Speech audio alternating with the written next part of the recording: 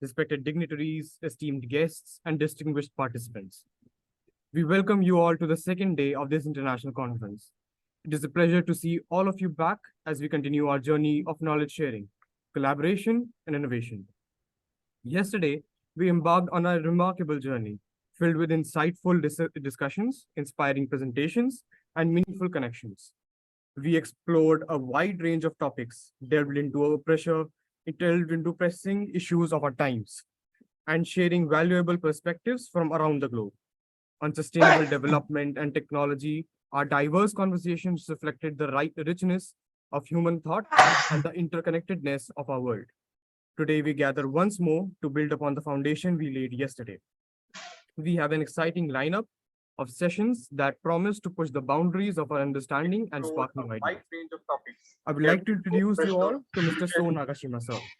He's an accomplished mechanical engineer with expertise in various fields, including solid mechanics, soft matter, nanomaterials, and biomaterials. His impressive academic journey includes a PhD from Keio University, Japan, an extensive experience in academia and research. Dr. Nagashima's contributions have earned him several prestigious awards, including the 2023 Young Scientist Award and the Ministry of Education, Culture, Sports, Science, and Technology in Japan. His research, often featured on journal covers, explores topics such as capillary-induced phenomena and bio-inspired materials. Now, I would like to invite him on the stage to speak a few words. Thank you. Thank you for the introduction. And, can I share my screen?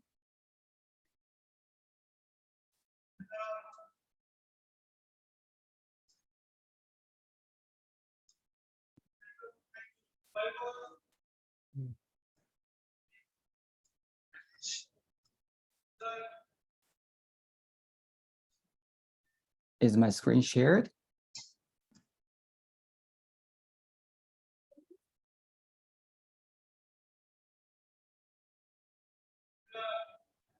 Excuse me, is my screen shared?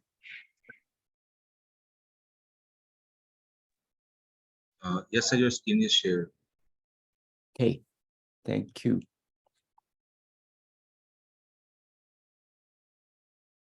Okay, thank you. I'd like to thank the organizing committee for having me as an invited speaker in this great conference. And today, I'd like to introduce some of our recent work under the title Contributing to Sustainable Development through the Rational Design of Instability-Induced Functional Patterns in Thin Films.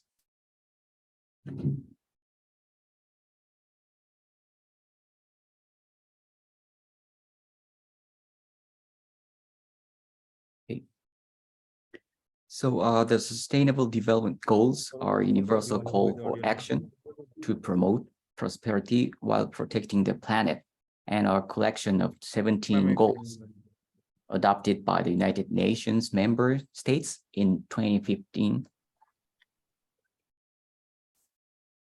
And our research group particularly focuses on contributing to achieving the goals of 6 and 9 through the creation of simple, low-cost, and eco-friendly methods for fabricating functional patterns on solid material surfaces. And today I'm going to show you 2 examples of our recent work on the bottom-up fabrication of functional patterns using the phenomenon termed surface instability. And surface instability is a phenomenon that occurs when a thin film bonded to a soft substrate is compressed beyond a critical level, which results in the spontaneous formation of highly ordered patterns.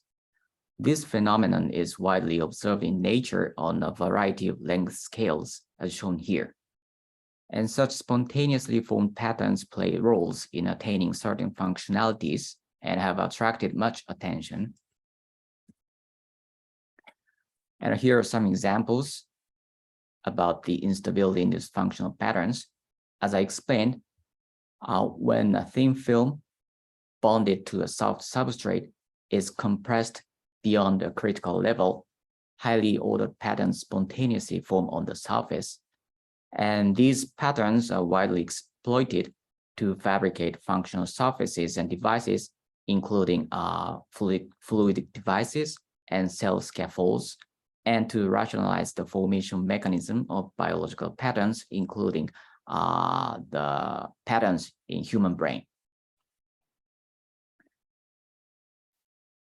And our first example that I'd like to introduce is our recent work published in this journal, which was selected as the front cover under the title Bio-Inspired Instability-Induced Hierarchical Patterns Having Tunable Anisotropic Wetting Properties. So our hierarchically textured directional surfaces are widely observed in nature. And here are some photos of a leaf surface showing that the surface has unidirectionally aligned hierarchical patterns.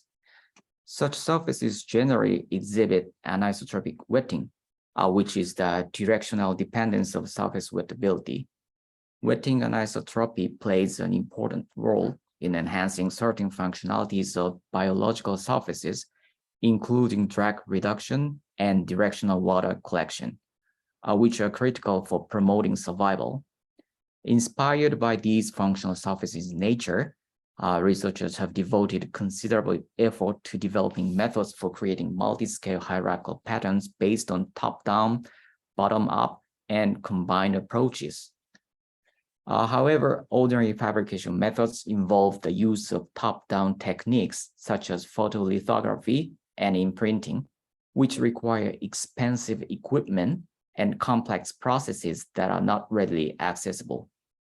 And moreover, these techniques have limited capacity to control the magnitude of wetting anisotropy due to their inability to easily change the dimensions of the relevant patterns during creation. Therefore, new fabrication methods that overcome the limitations of conventional approaches are required. So in this study, we developed a bottom-up method of fabricating bio-inspired hierarchical patterns with tunable anisotropic wetting properties.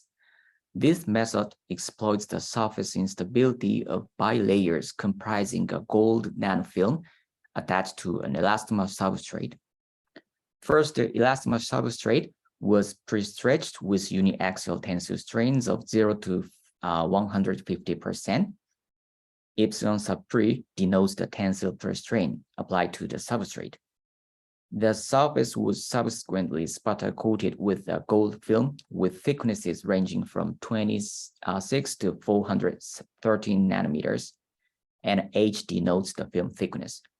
And thereafter, the pre-stretch imposed on the substrate was relaxed to apply nominal compressive strain of 0 to 60% to the film. Epsilon here denotes the compressive strain applied to the film. And then the surface morphological changes were characterized with respect to the compressive strain under optical and scanning electron microscopes. And furthermore, the surface wettability was evaluated by measuring the contact angle, length, and width of water droplets placed on the surfaces. So let me show you some results. I will first describe how structural hierarchy evolves. When the substrate is simply pre-stretched with a tensile strain of 150%, there are no patterns on the surface. When the surface is coated with a gold film with a thickness of approximately 206 nanometers, or unidirectionally aligned wrinkles spontaneously form on the surface, as shown here. And this wrinkle formation is attributable to the surface instability driven by the compressive residual stress in the film, while the wrinkle alignment is presumably due to the constraints imposed on both ends of the substrate by the stretcher used in this experiment. And as the compressive strain increases, larger patterns called ridges begin appearing locally, as indicated by these yellow arrows. And these outcomes demonstrate that the small wrinkles arising owing to surface instability induced by compressive residual stress are retained on larger ridges resulting from surface instability driven by externally applied compressive stress. And in this manner, hierarchical patterns comprising an array of ridges covered with highly aligned wrinkles are obtained. And this slide shows scanning electron microscopes, microscope top view and cross-sectional images of the patterns obtained at the compressive strain of 60%. And these results demonstrate that our simple method enables the formation of highly aligned hierarchical patterns whose aspect ratio, which is defined as the ratio of pattern height to pattern width, is significantly high.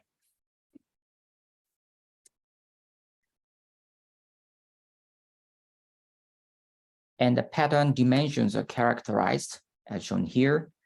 And these results demonstrate that the pattern dimensions, including wavelength or the peak-to-peak distance of the ridges and the height or the amplitude of the ridges can be controlled simply by adjusting the film thickness and compressive strain applied to the film. And the aspect ratio, defined as the ratio of A over lambda, increases to approximately 0.9 as the compressive strain is increased, as shown here. And this resulting aspect ratio is significantly higher than that of ordinary wrinkles formed under slight film compression. So let me talk about the wettability of the resulting patterns. There are two ways for measuring the surface wettability. The first one is to measure the water contact angles. So the contact angles of water droplets placed on the patterns were measured perpendicular and parallel to the groove direction, and the values are plotted as a function of the applied compressive strain and film thickness in these graphs. When the compressive strain is 0, the contact angles remain nearly constant, irrespective of the direction from which the droplets are observed, which means that the surface wettability is isotropic. As the compressive strain increases, the perpendicular contact angles increase, the orange one. The perpendicular contact angle increases while the parallel contact angle remains nearly unchanged, which demonstrates that the surface wettability changes from isotropic to anisotropic as the compressive strain increases. To quantitatively understand the effect of the compressive strain on the wetting anisotropy, the values of contact angle difference are plotted as a function of the compressive strain and film thickness in these graphs. As the compressive strain increases, the contact angle differences significantly increase, which suggests that the magnitude of wetting anisotropy can be tuned simply by controlling the applied compressive strain and film thickness. The second method for measuring the surface wettability is to measure the dimensions of the droplets from the top. So the lengths of the major axis and width of the minor axis of the droplet baseline, which are denoted by L and W respectively, are plotted as a function of the compressive strain and film thickness in these graphs. Again, these results demonstrate that the wetting anisotropy on the hierarchical patterns we have created can be finely tuned by simply adjusting the compressive strain and film thickness. And finally, I'd like to show that the magnitude of the wetting anisotropy can also be altered via surface chemistry. In particular, surface hydrophilicity enhances the elongation of water droplets placed on unidirectionally aligned patterns. Using the hierarchical patterns that have been made hydrophilic with oxygen plasma treatment, we indeed observe a significant increase in the value of length to width of the droplet baseline, as shown in these images. So these preliminary results suggest that future work could be focused on precise control of the chemical compositions of the hierarchical patterns to attain desired anisotropic wetting properties, which could be exploited to fabricate functional surfaces for fog harvesting and water collection.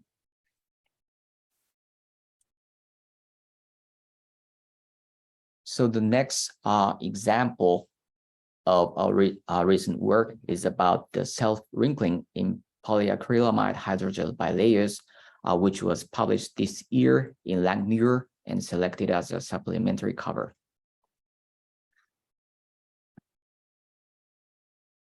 So a surface instability of bilayers comprising a thin stiff film on a thick soft substrate occurs when a compressive stress applied to the film exceeds a critical value for the onset of buckling, which allows for the spontaneous formation of highly ordered patterns, as I explained at the beginning of my talk. And the pattern morphology changes according to the magnitude of overstress sigma over sigma critical, where sigma and sigma sub C denote the applied stress and the critical buckling stress respectively. And in particular, the initially flat surface develops dimples, which then transition into wrinkles as the overstress increases, as shown in these images. And such surface instability-induced patterns have been widely used to fabricate functional materials and devices. And here is the research background. And swelling-induced instabilities in gel films on soft substrates are widely used to rationalize the formation mechanism of biological patterns, including cortex folds of the human brain and wrinkles in bacterial biofilms. Experimentally, swelling-induced patterns can be obtained simply by either fully immersing the film substrate bilayer in a solvent bath or exposing the bilayer to the solvent vapor. However, such approaches suffer from several limitations. First, the bilayer should be removed from the solvent for morphometric measurements of the patterns, which allows deswelling of the film to proceed during the measurements, thereby causing the surface morphology to change with time. Second, the removal from the solvent halfway through the equilibrium swelling hampers direct observations of the progressive evolution of the surface patterns. And finally, centimeter scale patterns are difficult to obtain because the film thickness generally falls in the micrometer scale range, although such large patterns are widely observed in biological systems. Therefore, new class of experimental methods is required that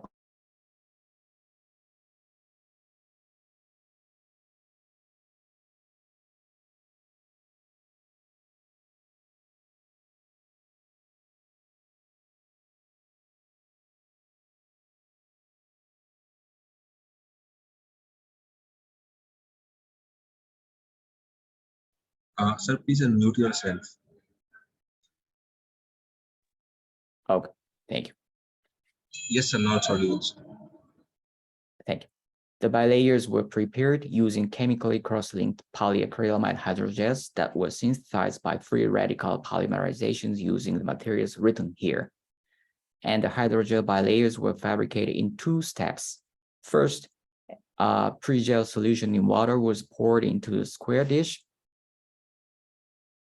and kept still in open air for 30 minutes to induce gelation, yielding a hydrogel substrate with a thickness of 15 millimeters. And second, another pre-gel solution in water, which has been colored using blue dye for better visibility, was poured onto the substrate surface and kept still in open air for a prescribed period of time to induce gelation.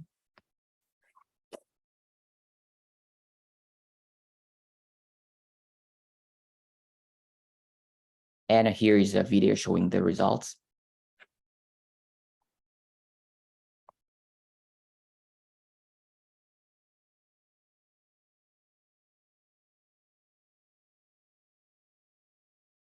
So let me play the video again. This video shows the temporal evolution of the morphological patterns The initially flat surface develops dimples, which then transition into peanut-like patterns and eventually evolve into random wrinkles.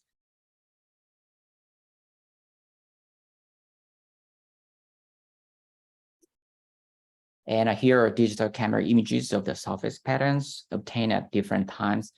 As I explained, the initially flat surface develops hexagonally packed dimples over the entire surface, where some of the neighboring dimples have interconnected with each other.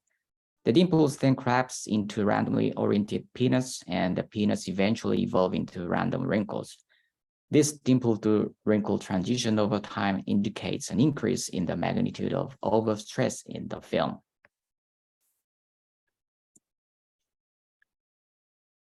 And next, I'm going to explain the effect of the film thickness of the pre-gel solution on the wrinkle dimension. And as shown here, the wrinkle wavelength, the peak-to-peak distance of the wrinkles, can be controlled simply by changing the film thickness of the pre-gel solution for the film formation, as shown here.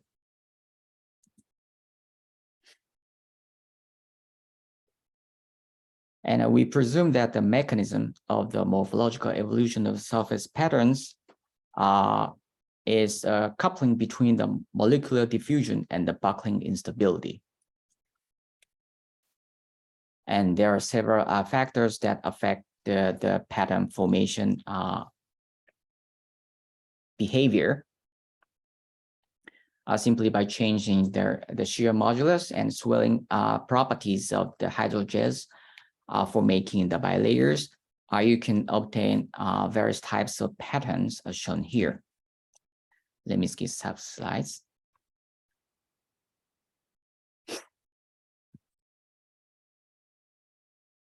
Okay, so now I'd like to conclude my talk.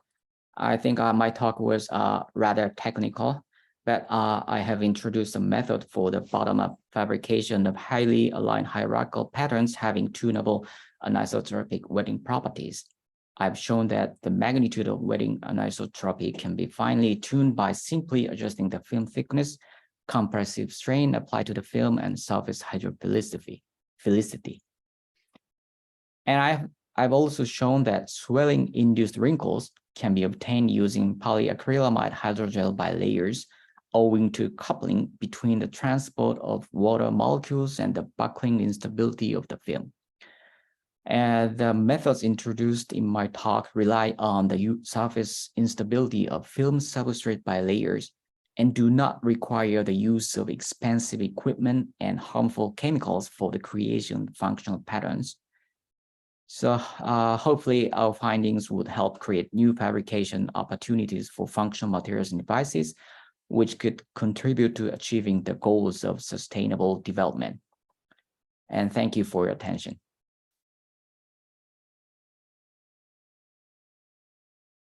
And that's all for my talk. Hello. Yep. So can you listen me? Hi, Pooja. Yeah. Hi.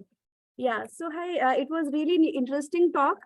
So Thank you. I have one question for you and few questions from students also. Okay. So one biotech student, she wants to ask, what do you mean by bio-inspired? Oh, okay. Bio-inspiration means that we obtain some ideas from nature. We obtain some ideas from nature to fabricate some artificial materials and devices. So is it clear, Ridhima? Okay. So I have one question from another student. Mhm. So yes, what do you mean by why you are so interested in wrinkling the thin film? Wrinkling? Wrinkling, yes.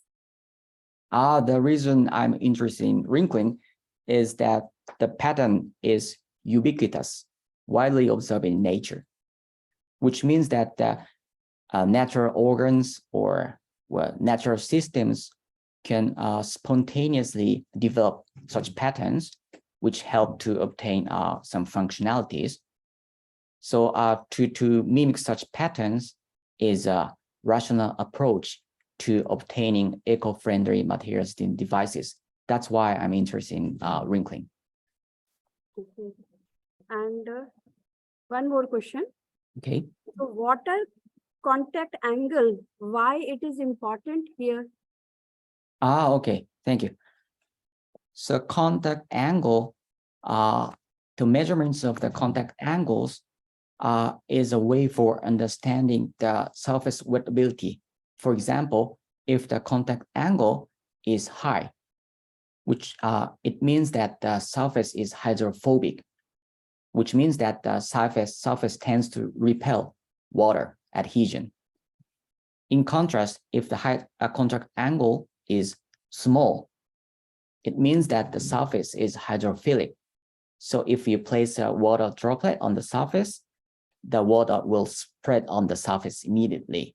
So depending on the engineering applications you want, you should carefully consider the surface instability. And as I said, measurements of this contact angle is one of the methods for evaluating the surface wettability. Okay. Okay. So I have one question since you have answered this question. So my question is that is it very important that I mean instability it is associated with the hydrophobicity or hydrophilicity of the material? Oh, so is your question that the instability is associated with the wettability? Yes. Well, what I know is that under certain conditions, wettability plays a role in inducing the surface wettability. For example, when the surface is hydrophilic and when a water droplet is placed on the surface, the water droplet could pull in the film, which can cause the instability. So it depends on the conditions under which you perform the experiments. But my answer is yes, that could be a factor to cause the instability. Okay. Okay. I think, is there any other question? No. Okay. So no questions, no more questions. I'm not Okay. getting late. So thank you so much. So for Thank you. a very, very interesting talk. Thank you And very much, Pooja. it's really nice to see you after a long, long time. Yeah, and yeah. Very Thank you. different. Yeah, thank you, Pooja, for having me. Thank you. Okay. Okay. Thank you so much. Thank you. Bye.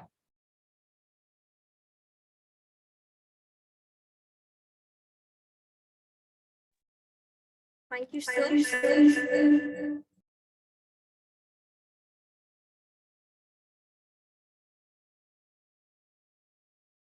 Thank you, sir, for sharing your insightful and inspiring word with us. Your presence today here has made it a truly initiative.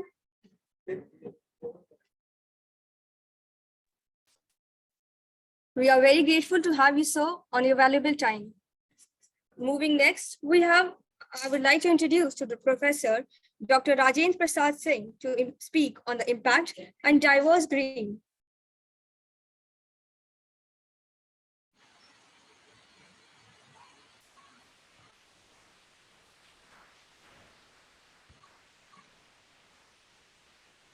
Okay, so can I speak now?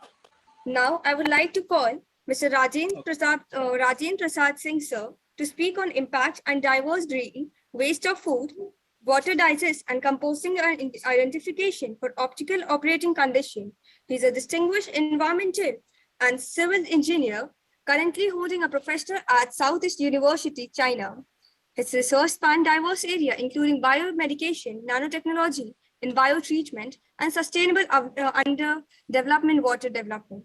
His dedication to advancing environmental science has earned him the International Young Scientist Fellow Award from the National Natural Science Foundation of China in 2015 and 2017. With over 140 research papers in the top international journals and the prestigious award from the National Natural Science Foundation of China. So please. Okay, thank you. I hope my audio is clear. Yes, sir.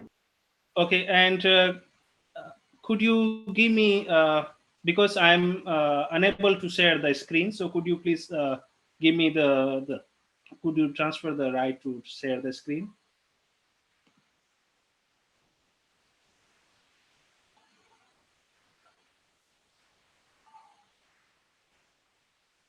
So there's a technical Sorry, I couldn't catch you. issue. Please give us 2 minutes.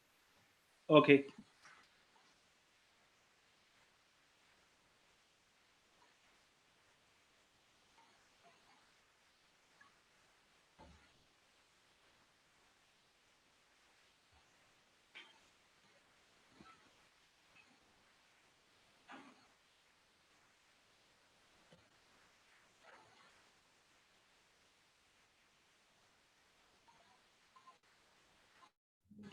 Yes, sir. Kindly share your presentation, please.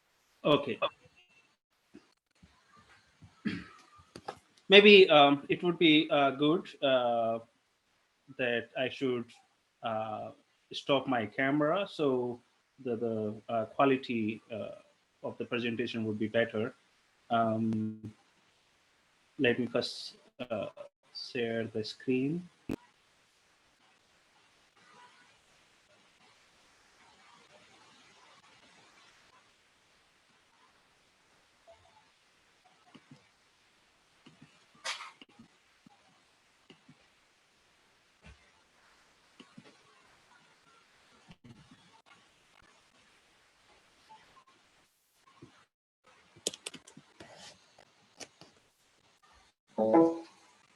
Could you please confirm if my presentation PPT is visible there? Yes, sir. It is visible. Okay. Thank you. Let me just give me a second.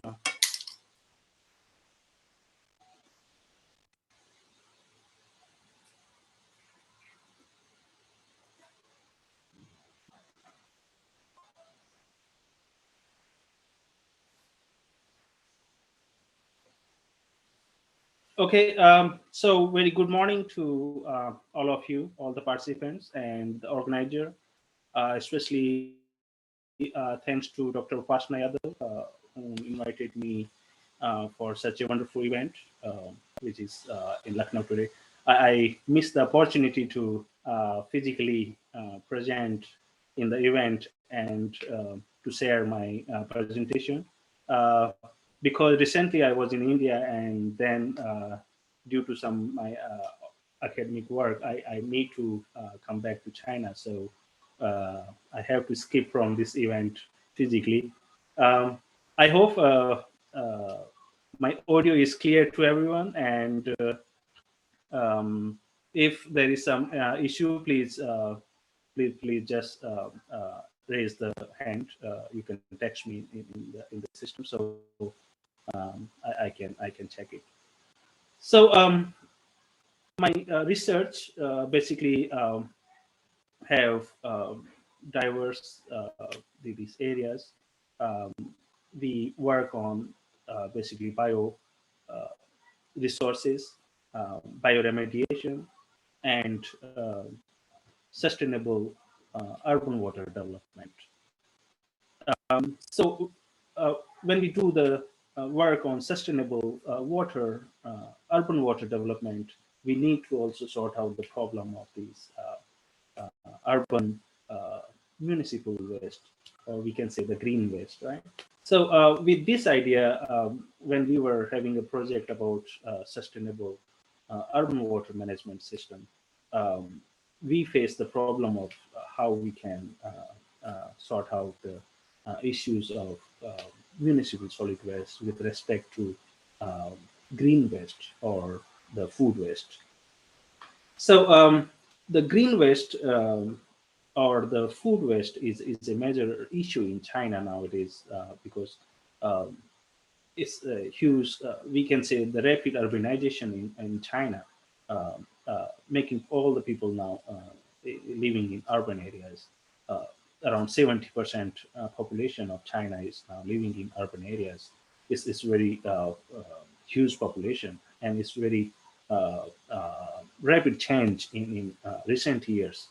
So solving the issue of food waste disposal or municipal waste disposal is a very burning issue in China, and I think it's the similar issue we will face in India as well, because now India is also a huge first, we can say the top populous country in the world now, and also the rate of urbanization is very fast.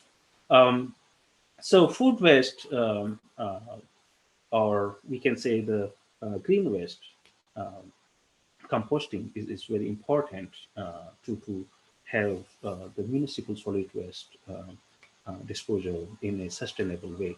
So this topic is quite matching with your with the contents of sustainable development, because we are basically aiming to sustainable development of resources, right?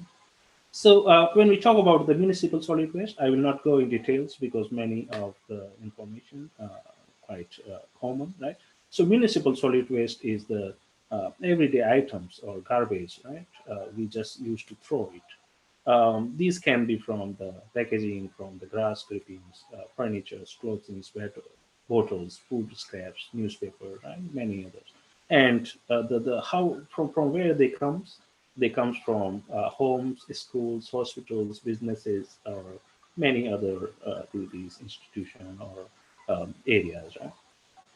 So basically, we just separate these municipal solid waste as paper, glass, plastic, e-waste, metal, organic, right? So this is a very systematic classification of municipal solid waste in developed countries, right? But developing countries like China, India, we have different scenarios, different environment here. With respect to economic development, with respect to economic requirements, economic resources, right?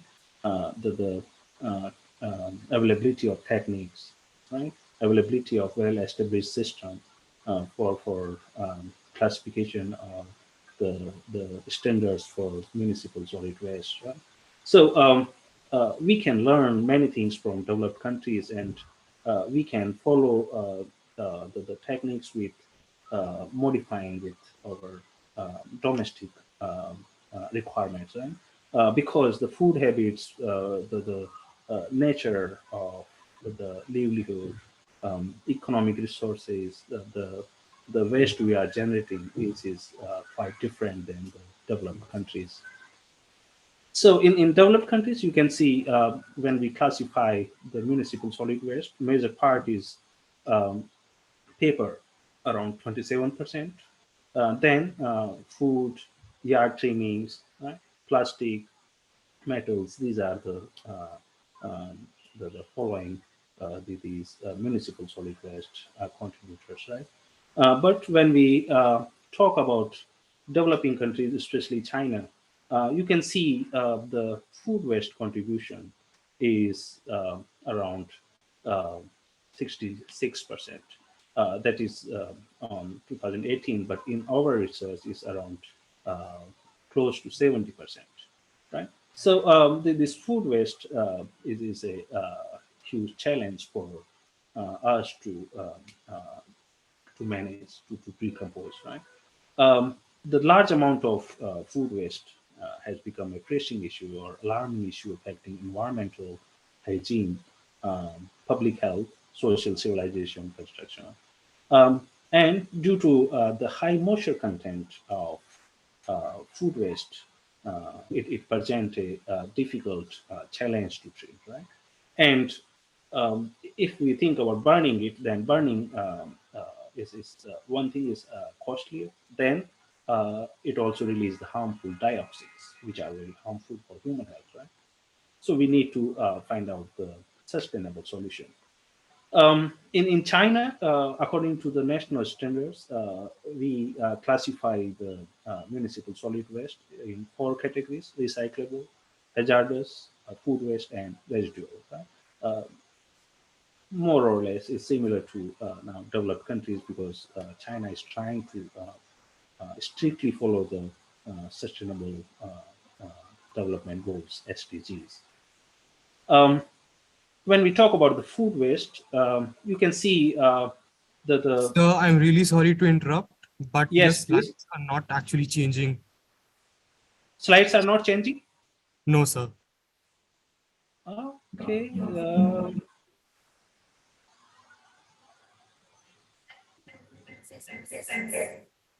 Let me.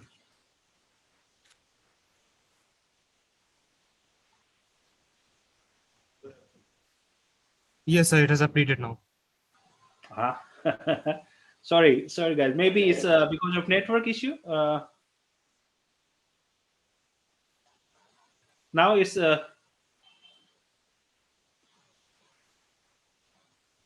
is it visible now? Yes, sir, it is. I am on the China map now. Is the same slide you are watching now?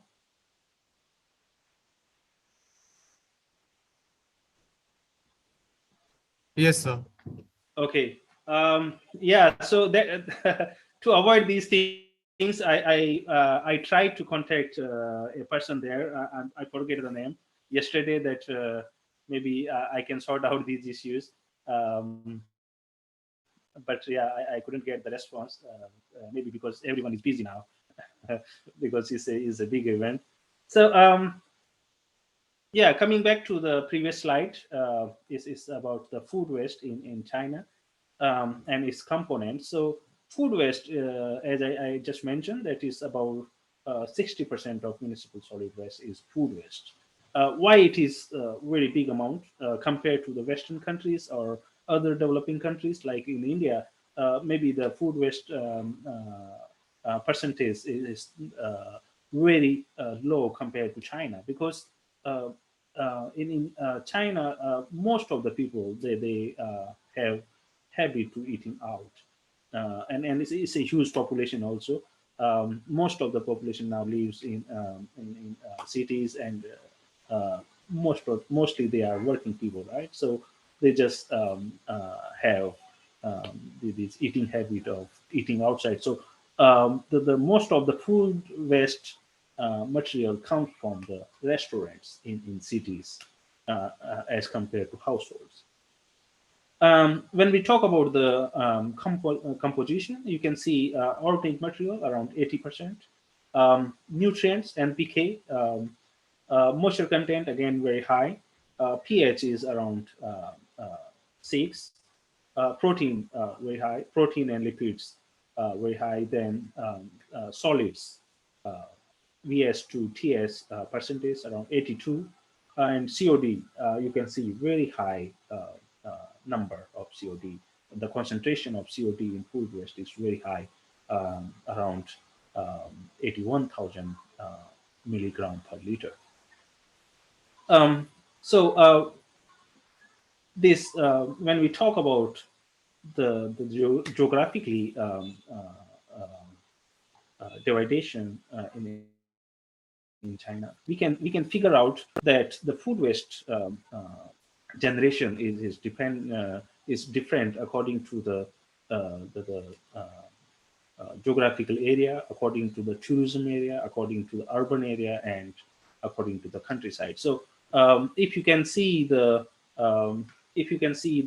mouse cursor here, the gray area is for tourism. So these areas where the gray portion is high, this is a tourist destinations area. With compared to tourism, you can see the yellow one. These are the higher portion areas. These are densely populated areas like here, Shanghai. So you can see the ratio, the color is here, densely populated Nanjing here, where I am, Jiangsu, and the Hangzhou here, where the Asian Games are nowadays organizing, right? So these areas, they are densely populated areas. So the food waste from these areas the generation is very high because of the population density. And also, you can see the color of the food waste generation. So all these are densely populated, and then here is a commercial area in China. So food waste generation is very high. So it's in million. So I'm sorry millions to interrupt again, but your PPT is still not moving. It's stuck on page number 8. Okay, so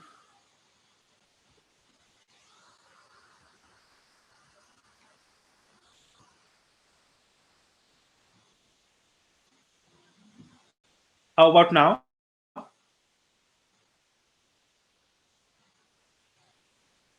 Yes, sir, it is moving now. So maybe, yeah, I just use this, not in presentation mode.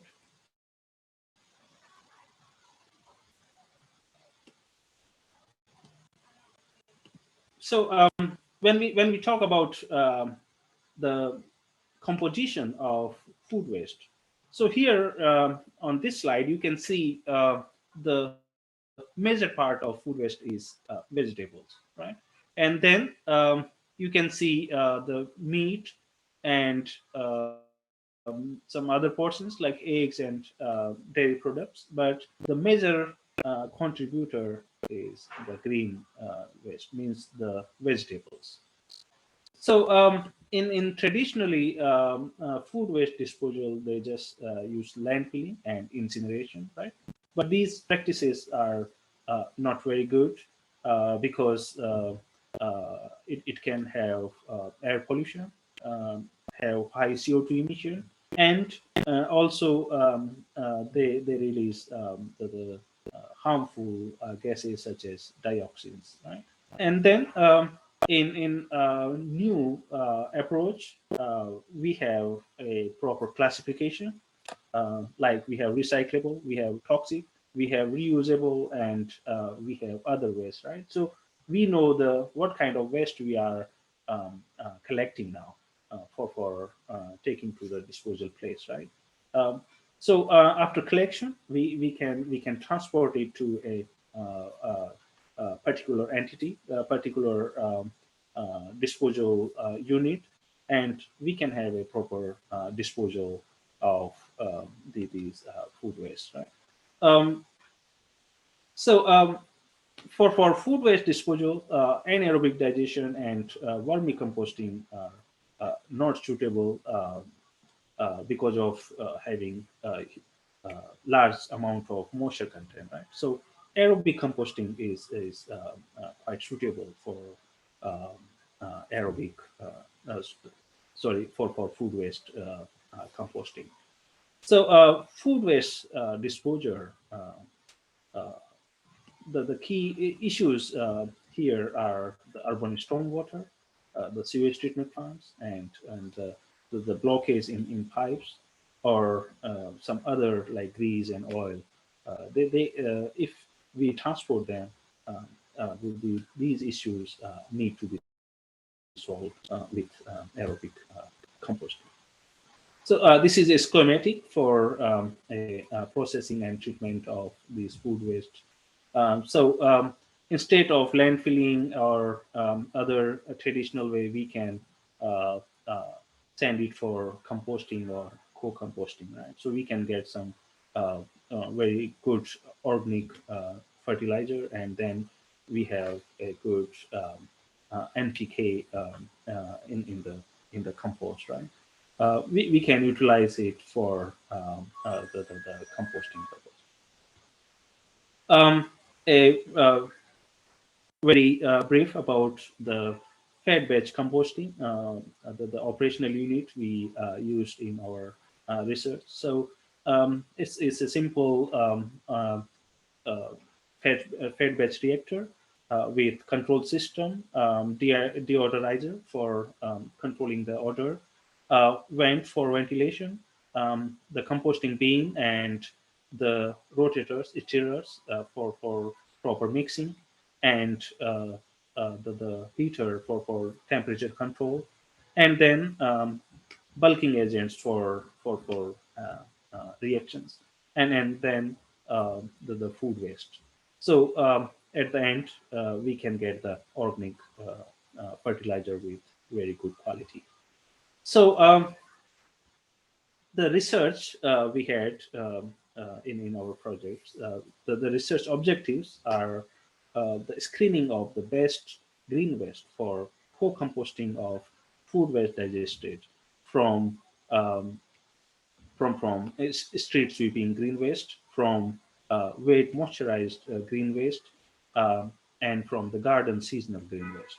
And then determine the optimal size of screened green waste for co-composting with food waste digested.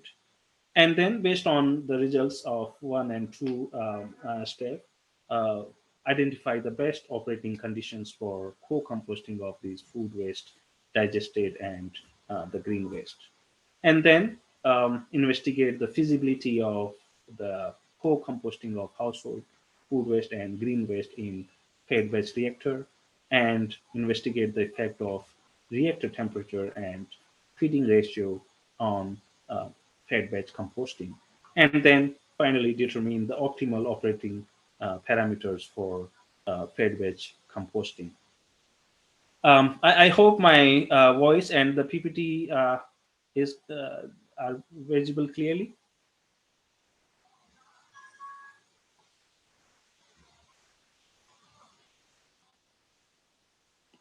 Yes, sir. Uh, Yes. okay. So I'm at the number 17 slide now. Is it okay? Is it correct? Yes, sir. It is clear. Okay. Okay. Thank you. So maybe I will disturb you few more times for to just check whether I'm coping with the slides or not. Thank you. So when we talk about this household food waste, or generally just food waste and the green waste, then first we find out the composition like pH, moisture content, organic material content, total nitrogen, and carbon to nitrogen ratio. Right. So in food waste, pH around 6, moisture content around 82%, organic material around 90%, total nitrogen 2.3%, carbon to nitrogen ratio around 23, and in green waste, pH around 6.3, moisture content around 15%, organic material around 87%, 88%, total nitrogen around 0.58%, and carbon to nitrogen ratio around 87.7. The first picture is a small one, but I can make it big. It's about the reactor we built for our research. Um, so it's a similar schematic, similar to the schematic I just explained in previous slide. And then we have the greenhouse where we transported the where we put all the food waste, and then we have these different buckets where we transfer the food waste with green waste. So green waste with different size means particle size like 10, 20, and 30 mm by crushing, um, then mixing with food waste digested. Right. So this green waste with different size mixed with food waste digested can convert into a very good fertilizer, organic, we can say the green fertilizer, right?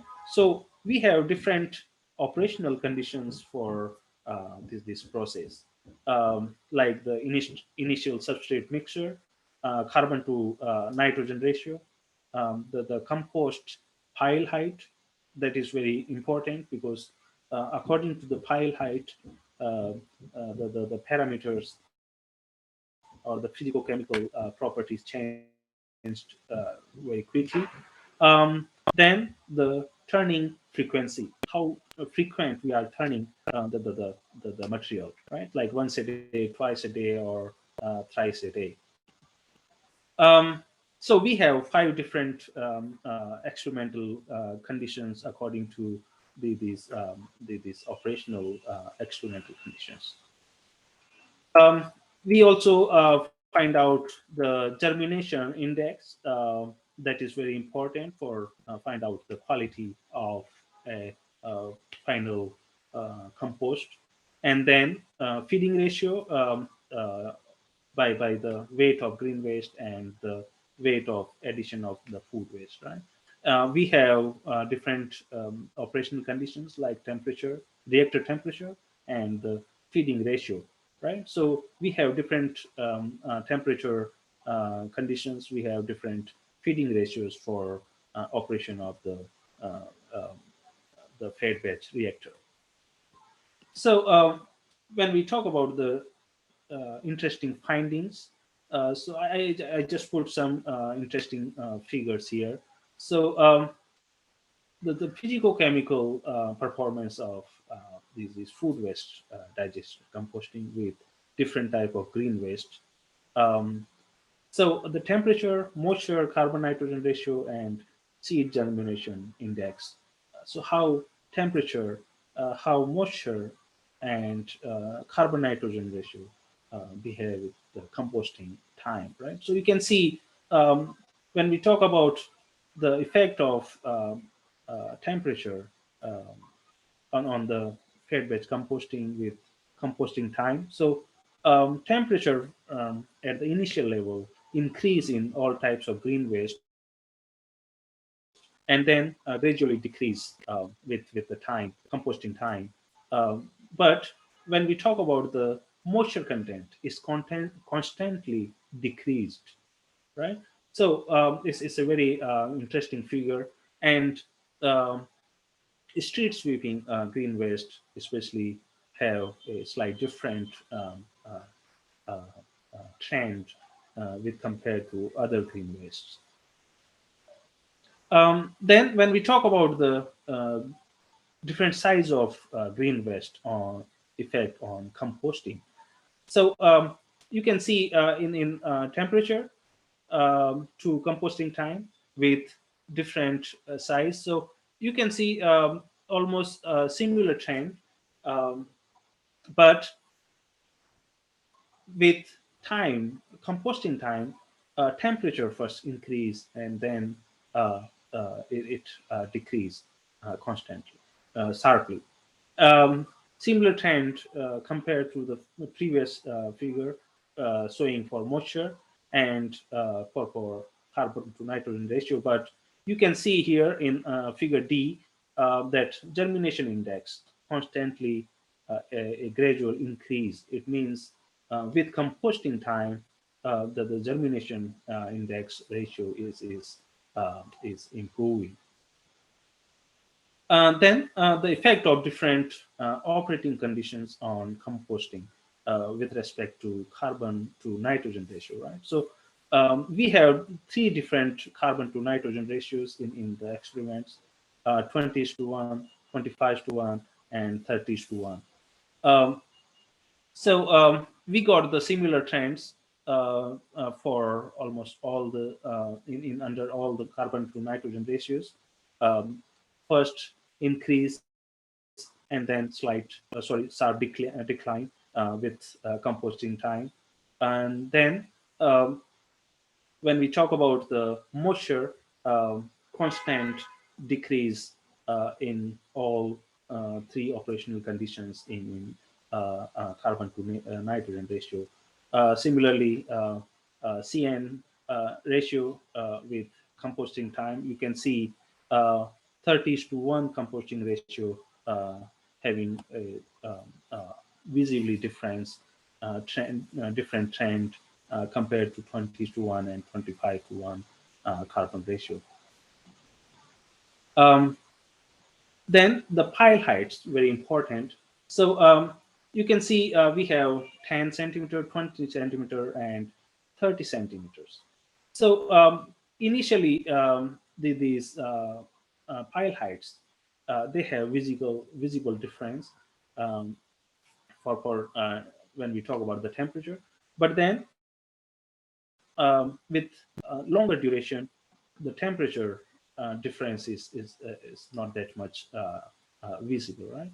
So means in the previous around 30 days, the temperature is very important, and then temperature is not that much. Means the yes, please.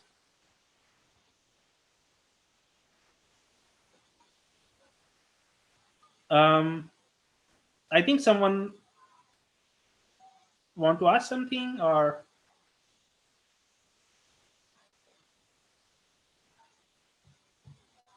hello?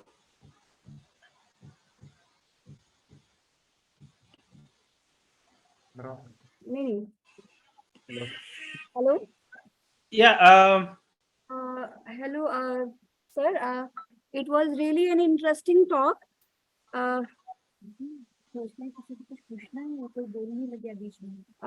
think it was just somebody's speaker was on, so maybe you can. Okay. Okay. Sir, we are. I mean, running out of time, so sir, please try to finalize the talk within 5 to 7 minutes. Is it fine? Okay, I will try this, and because I know the time is yes, we are running behind time. So I already make one my video lecture also. So right after my lecture, I will share with Dr. Upasana Yadav. So Yeah, I sure. hope she will share with all the participants. Yeah, That is with detailed video. yeah, sir. That will Okay. be So really great. yeah, right now I will just try to wrap up as soon as possible. Maybe 5-6 minutes. Okay, sir. Thank you, sir. Okay. And I'm sorry that yeah, there is some technical issue like this. uh, so come to the some important slides. The composting process. You can see we have this compost pile, right? So what compost pile consists? It consists microorganisms, oxygen, right? Water, that is the moisture content, and feedstocks. What with time released from the compost pile, water, CO2, that heat means temperature, and the odor. But here, if we do it in controlled way, then we can minimize or we can reduce the odor, right? So by compost pile, we can prepare the compost very effectively. So you can see this schematic here with a rotating drum, right? So by controlling devices for odor, temperature, and moisture content, we can effectively produce the good quality of compost. So what kind of things happen there? So you can see with temperature and time, bioxidation process from thermophilic phase, mesophilic phase, and the curing phase, right? So first order reaction is very important. So our research was based on the first order reaction, um, because first order reaction we can find the particular reactant in concentration in the reaction, right? So by this we can find out a particular reactant, even though there are many reactants in the this. So back to some important other findings. The impact of reactor temperature. on fed bed composting. So you can see in first figure, the higher reactor temperature could obtain a lower moisture of the end product, right? And when we talk about the weight loss, you can see a similar trend, first increase, then almost gradual parallel, right? So the results reported by U 2008 is that weight loss rates of composting were between 11.5 to 50%, with a maximum weight loss rate of 83%. Then the variation in weight during the traditional composting, right? So you can see this figure, the addition of oxygen and release of water, heat, and CO2. That is the early stage of composting. Then during the first turning, you can see that the pile height is increasing, right? And then the first turning pile covered with composted material, and then finally you can see a pile height with a smaller pile than the original size, right? So the pile size is decreasing because of the releasing of moisture content and the conversion of organic material to the compost. Then the impact of the reactor temperature on fed bed composting. So carbon nitrogen ratio is again, as I just mentioned earlier, very important. So we had these 4 different temperature conditions for carbon to nitrogen ratio and for organic material content, right? So carbon to nitrogen ratio of the composted product decreased with increasing reactor temperature, and the higher temperature could encourage the microbial decomposition of refractory organics. Similarly, with respect to nutrients and germination index, high temperature enabled better nutrient accessibility in the composted product during the fetch bed composting.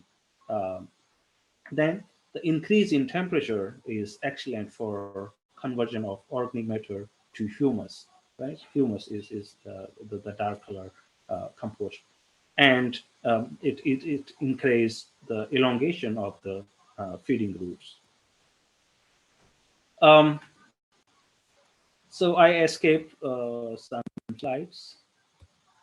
So future research perspective and scale-up applications. So it is necessary to further investigate the effect of organic additives such as straw and sawdust on fed bed composting in expectation that they can replace the green waste, right? So we can find out the replacement. The effect of turning frequency in fed bed composting should be further clarified in further the experiments. It is also essential to investigate the effect of microbial agents on the fed bed composting. So in conclusion, I will just wrap up here. So in conclusion, the selection of proper green waste is very important. The proper size is very important, and the time for composting time is also very important. Like the thermofilling is stays 28 days. Also, the initial substrate mixture carbon nitrogen ratio, that is the around 25 to 1 average. Carbon nitrogen ratio is very important. The compost pile height is very important. The frequency of turning the pile is very important, 3 times a day, right? So all these can enhance the efficiency and improve the fertilizer quality on co-composting of food waste digestate and the green waste.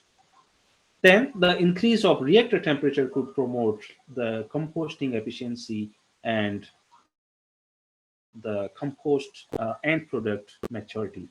And when the temperature, reactor temperature was around 50 degrees temperature, the moisture, weight loss rate, organic material content, and germination index of the compost reached the optimum, right? Means we need to pay attention on the maximum temperature. When the feeding ratio was 2:1, the fed-based composting had excellent performance on organic material decomposition, weight loss rate, and carbon to nitrogen ratio. And increasing the reactor temperature, it is more beneficial to promote the degradation of organic material in fed-based composting compared to the feeding ratio. At the end, just one or two slides that how at recent time the government is paying more attention on educating people in neighborhoods, in colonies, in villages, in rural areas, that how they can properly dispose their household waste, like their food waste, green waste, papers, the toxic or non-toxic waste, right? So by proper education, we can enhance the awareness in public so that we can have a proper disposal or the composting of the household material. So with this, I will stop here. And thank you very much for your attention. You can reach me out anytime at this email. I will also share this recorded lecture, which I previously done because I was afraid that maybe there will be some technical issue as we cannot use Zoom in China. So just I'm using anyhow. I hope in my detailed lecture, that recorded lecture, you can again listen to that. And if you have any questions, you can ask me questions by email also anytime. I will be happy to answer you guys. And definitely I will answer if I get any questions by email also. Thank you very much. And back to you. Thank you, sir, for the extremely illuminating address. Your insights are both thought-provoking and enlightening. Thank you for sharing your expertise and wisdom with us. Moving further, I would like to introduce Dr. Kirpa Ram to this session. Dr. Kirpa Ram is an associate professor at Banaras Hindu University, specializing in atmospheric and aerosol chemistry. He completed his postdoctoral studies at the University of Tokyo in Japan. Prior to his current role, he worked as a scientist at NEERI and an Inspire faculty at IIT Bhubaneswar. His research interests encompass carbonaceous aerosols, secondary aerosols, aerosol properties, aerosol cloud interaction, traces gases, and more. He has received prestigious awards, including the Inspire Faculty Award, PIFI Award, and the Chinese Academy of Sciences. Connect Fellowship from AVH Foundation and ECRA from SERB Government of India. Dr. Kirpa Ram, I assure you to please take the stage. Hello, good morning, everyone. Hello. Yes, sir, you're audible. Good morning, sir. Okay, great. Thank you. Thank you so much for the invitation, and I am very happy to be part of this program. Unfortunately, because of some unforeseen situations, I could not join physically there, but so excuse me for that. I am going to not bore you much. So, am I audible actually now? Hello. Yes, sir, you're audible. Okay, so thank you for the nice introduction. And yeah, as I told that I could have joined physically, but because of some issues, I could not join you.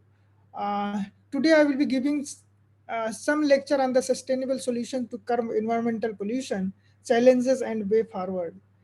This topic is not going to be very scientifically boring to you because I have prepared in such a way that it will be kind of refreshing to everybody, whether you are a graduate or postgraduate or researcher. there are not much science in this one, because I thought that it will be better to share something which is very general yet scientific. So if I ask you the very first question, that what do we need to live on a planet, right? This is the very important thing question that we should ask ourselves. And here are the 5 ingredients that we need: sunlight, water, food, adequate temperature, and air.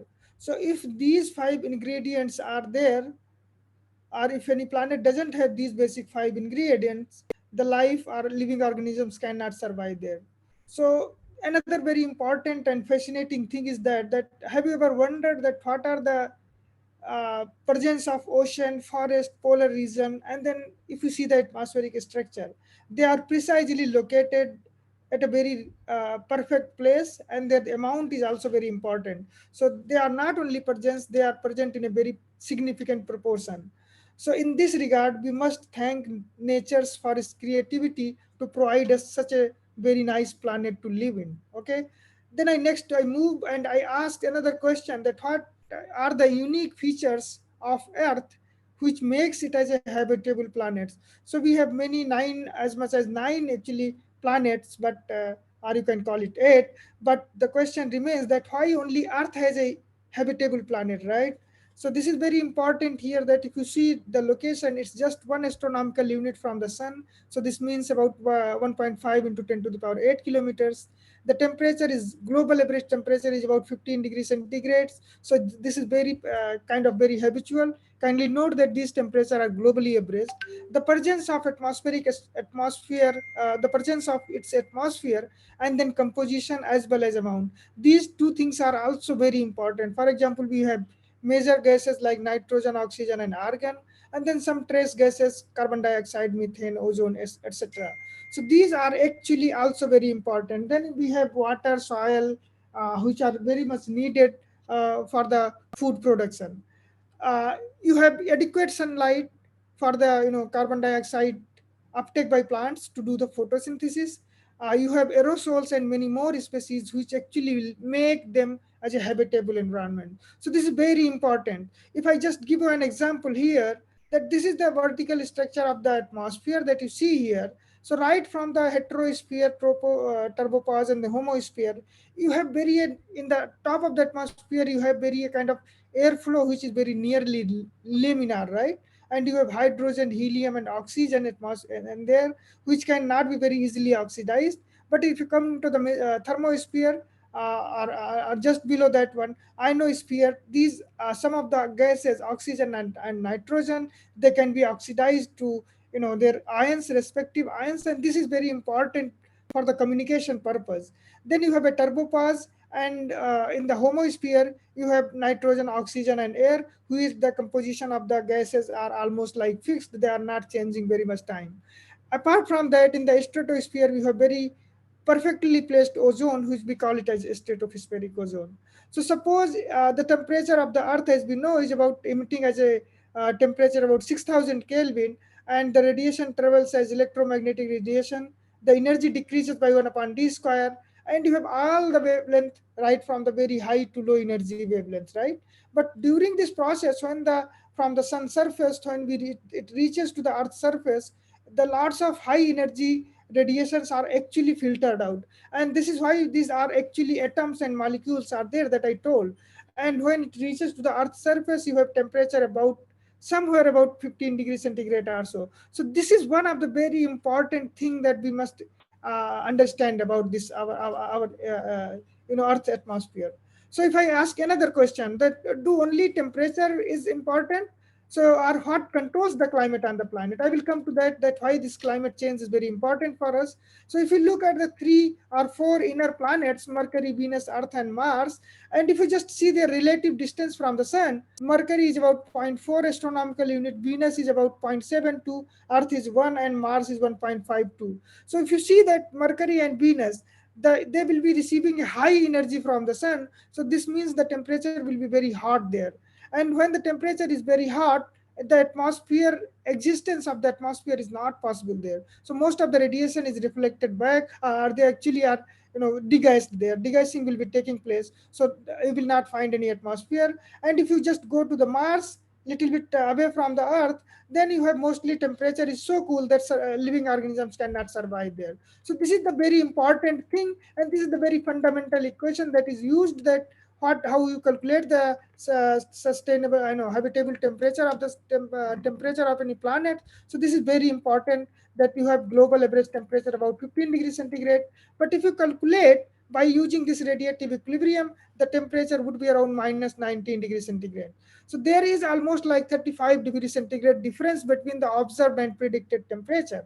So this is a very obvious question, that why we have a different temperature in this one. So here is the role of greenhouse gases.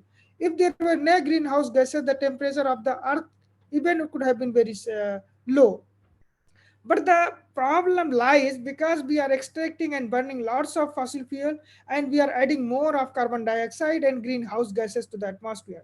So what will be happen in this one? So when you emit more greenhouse gases, and so this means more of the radiation is absorbed in the atmosphere. This means there is very so more of the radiation is absorbed by the atmosphere, and then this means the temperature, or the atmospheric temperature, will be higher. So more greenhouse gases means it will trap more of the outgoing thermal IR radiation, and it will lead to a further increase in the temperature. So this means if you keep on increasing that carbon dioxide concentration, you are going to actually have a higher temperature. This is what is leaving. And if you see this recent 6th IPCC assessment reports, and which suggests that climate change are human causing this actually. So if you see the slides here, the natural one is in the very dark, green color. The natural temperature should have been about 0. It should have been about very close to the 0. It's not very increasing. If you just add aerosols in the atmosphere because of the human, the temperature would have been cooling. But because of the if you have only greenhouse gas, the curve will go like on the top one, so pink one, and you see the temperature will be increasing. And if you compare the observed temperature with the observed temperature, and if you combine the model with human and natural causes, then only you can reproduce the simulation when human influence is included. So this clearly shows that actually human are one of the major causes for this actually greenhouse gases. Now coming back to again, these are the 9 planetary boundaries which are suggested for a safe operating space for the humanity. You have biosphere, climate change, novel entities, stratospheric ozone depletion, atmospheric aerosol loading, ocean acidification, biochemical flow chart, biochemical flow, then fresh water and land use change. These are the things. But what is actually important, the Earth's, these 9 planetary system tells you about the state of the Earth's health. So if these are actually in a balanced stage, your Earth's condition or health will be very good. And this also inform about rapidly changing global environment to all of us, and it also has some influence on the sustainable development goal. But out of these actually 9 planetary boundaries, 3 have actually already exceeded. There are no are in the safer zone. Climate change, as I discussed in the earlier, then you have a biodiversity loss, and then biogeochemical flows of nitrogen and phosphorus. And I will come to back that very recent article that is published in 2023. There are almost like not only these 3, there are another 6 that has been actually become actually like more changed in the planetary boundaries. So the other ones, like I told you. So if you see that in Nature 2009, these are the actually suggested that okay, biodiversity loss, nitrogen flow, and biogeochemical processes, and the climate change. These are the 3 planetary boundaries that have actually exceeded the limits. But if you see the recent paper which is published in Nature and Science Advance again, there are actually as much as 6 planetary boundaries that have already exceeded. This is very important to note, and this is very kind of alarming situation for all of us. This is very important that we to note all of us that actually we are no longer in a out of our 9 planetary boundaries, 6 are in the dangerous zone. So this has been long propagated that chemistry be a solution to tackle the pollution. As we all know that chemistry had played a great roles in developing new chemicals and technological solutions. This can further help the contamination and rejuvenation of the contaminated system, the evolution of the catalytic converters, development of new catalyst, efficient combustion engine, lean, X traps, and then PM filters and continuously regenerating traps. These are the few examples where chemistry has played immense roles in developing these ones. So focus should be actually reduction of the pollution at the source itself. Now we are talking about the carbon dioxide sequestration, useful products, mimicking the plant photosynthesis with quantum dot. These are the things where the chemistry is playing very important role. But here actually the efficiency of all of the processes are not very good. The water pollution aspects and application of nanotechnology for water treatment, here chemistry can be a very can play a very important role. Then air pollution and its remediation, emphasis on the biomass burning has been given. We are now talking about the agriculture waste into useful production. So these are also very important things. But if I ask you very next question, that what are the major environmental and climate change issues today, so you will be surprised to know that pollution in all the aspects, whether it is water, air, soil, or plastic pollution that has very recently emerged as one of the very important pollution. In the air pollution, you talk about whether it is indoor or outdoor, they all are actually very much essential, and they have become polluted in this one. Then food and water security. We already have a reduced crop productivity as well as the nutrient deterioration. So we have already seen in this one. And then with the increasing population, it is becoming very important to cater the need of the population with the food and foods production. Then you have a groundwater depletion and groundwater contamination. I will show some of the examples of this one. I talk about climate change, increasing greenhouse gases and emerging air pollutants. This is one of the very important and highlighted area that has been worked on. For example, on urban heat island effects, extreme weather conditions. You can have a very heavy rain in a very short period of time at some places, and you can have drought just next to a kilometer away from your other place, right? You have very cold and hot weathers. Then I talk about biodiversity loss. This is happening very fast. Then melting of the glaciers. This is another very important issue. And then emergence of new viral diseases and pandemics, like we have COVID, and then this year we already had a eye flu kind of things. It was very severe in this year itself.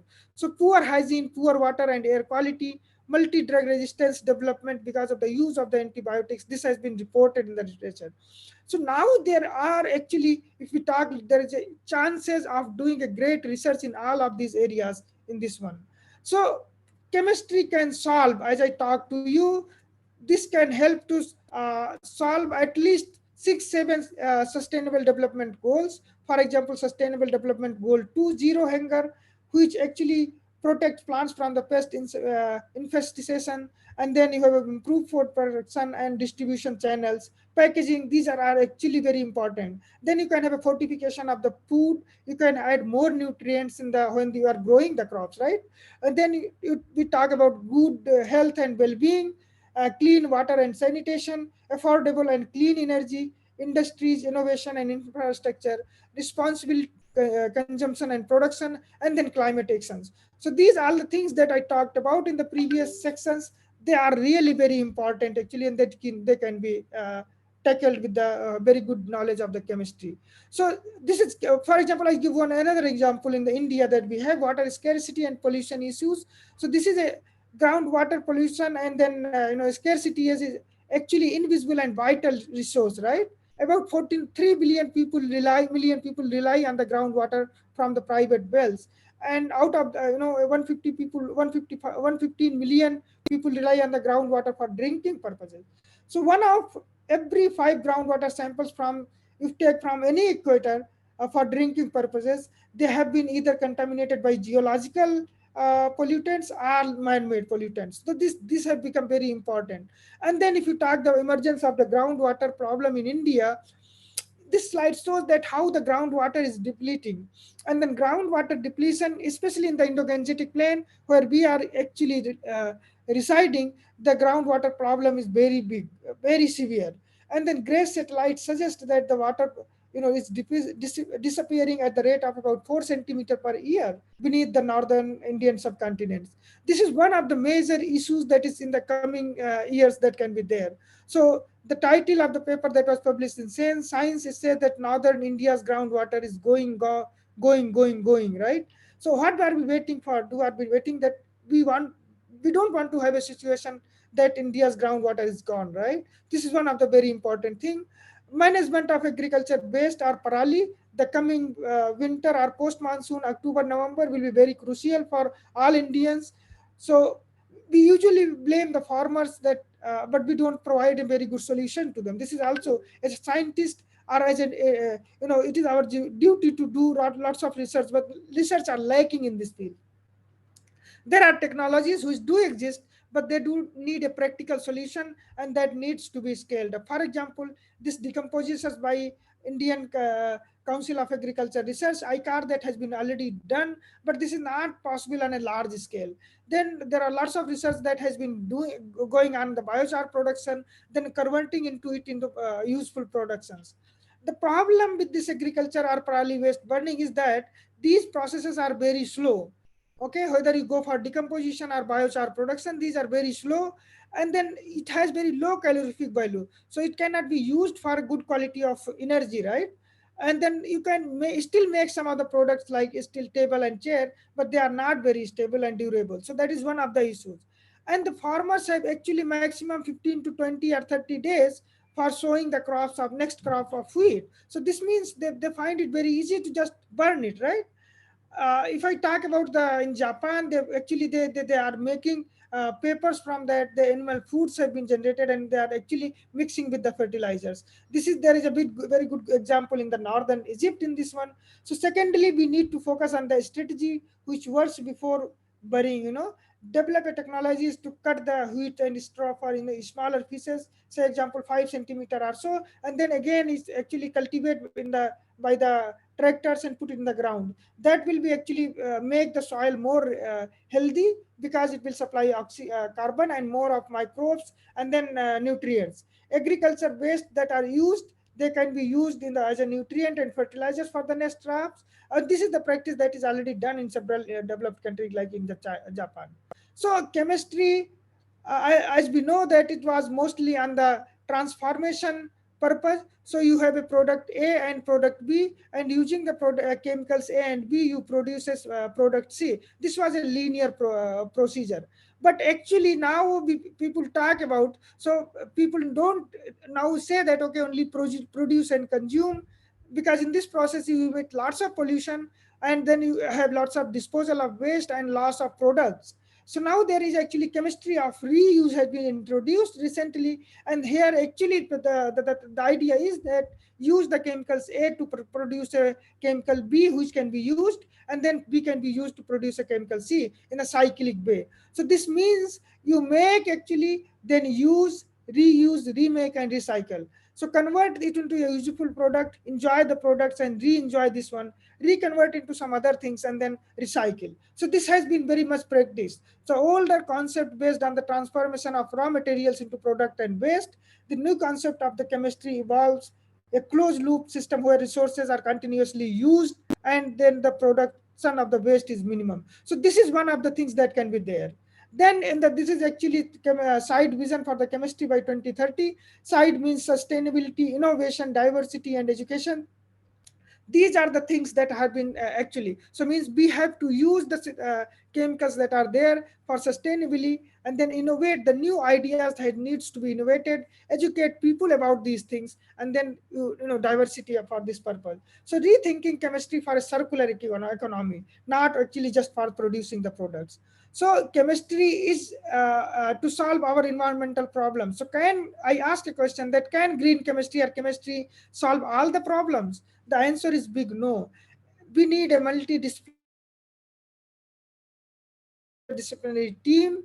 Most of the environmental problems, they do not have a unique solution. So you need, for example, biological treatments do not discard the help of other physicochemical treatments. So you need actually chemists, engineers, agriculture scientists, geologists, and environmentalists to tackle air pollution problems or pollution problems in general.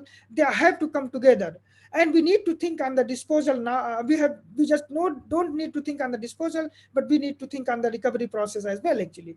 So for example, if you just you collected some unused or unwanted thing on the absorption process, and you removed pollutants from the water, then what you will do? that actually pollutants will be waste dumped at some other place. So it will be become a problem again to somewhere. So it is not advisable actually. So it is only a transport of the pollution from this one. To conclude, as Mahatma Gandhi said, the earth provides enough to satisfy every man's greed, but not with every man's, but not any man's greed.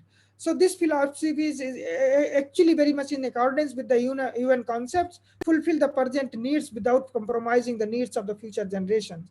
We need to cut down our energy and other uses without affecting our daily lives. This statement is very seems to be very true. Otherwise, what will happen? We were starving for oxygen during the COVID time. And my question is that did we learn from this one? I think we have not learned at all.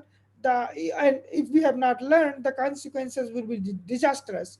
Note that it is the earth, it is we that we need the earth actually, and its resources, not the earth actually. So let's keep our environment clean, green, and healthy place to live. And this is the perfect time to act now or never before it becomes too late. So Mother Earth is crying. Can we do something on this one? What do we want to give to our children? This is the very next question that we should ask ourselves. Whether we want to give money, house, or education. I think they can always get these things, money, house, and educations, if they can survive. But we need to provide them a better environment to live. Actually, this is very important for us. So with this one, I thank you everyone for your patience listening, and I hope that I have not exceeded the time. So just I kept it very brief and short. So thank you very much.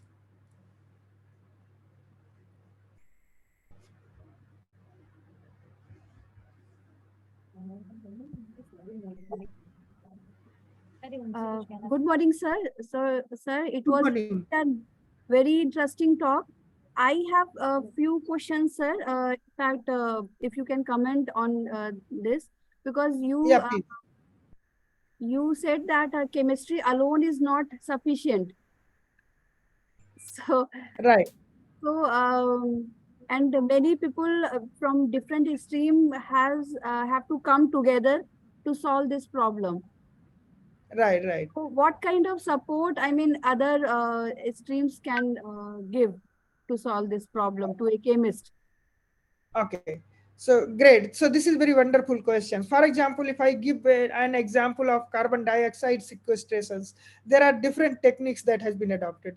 One of the technique is actually to carbon dioxide to put deeper into the earth surface, deeper into the earth, where this carbon dioxide will be converted to calcium carbonate, and then it can be actually it become. But then that is one thing. There is another very important thing. People are now discussing about the artificial photosynthesis. For example, if somebody is I'm not actually a botany person, so I don't know much about this one, but people are now, our scientists are now trying to do this artificial photosynthesis. So they are using the quantum dots. They are generating quantum dots. They are actually putting carbon dioxide in this one, and then they are mimicking the photosynthesis. But the problem is that this process is very slow. Photosynthesis happens on a larger scale, right? And we have lots of plants that can do the photosynthesis. But if we have to do the artificial photosynthesis, we need to scale up. Now what can we learn? For example, one of the things is that artificial intelligence, artificial photosynthesis, it still has not achieved a very good kind of efficiency. That is one thing. The pollution of soil pollution, right? We need to educate the soil scientists or the farmers. We use lots of urea, for example, chemical fertilizers. When we use these chemical fertilizers, and you will not believe that only probably 30 to 40% of urea is needed for the plant's growth, right? Rest of the urea is just lying on the soil. So this is contaminating the soils. And when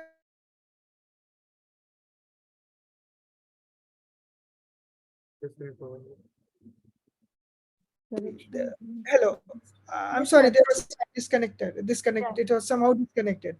So then yeah, so for example, so in the soil contamination becomes another very big issue.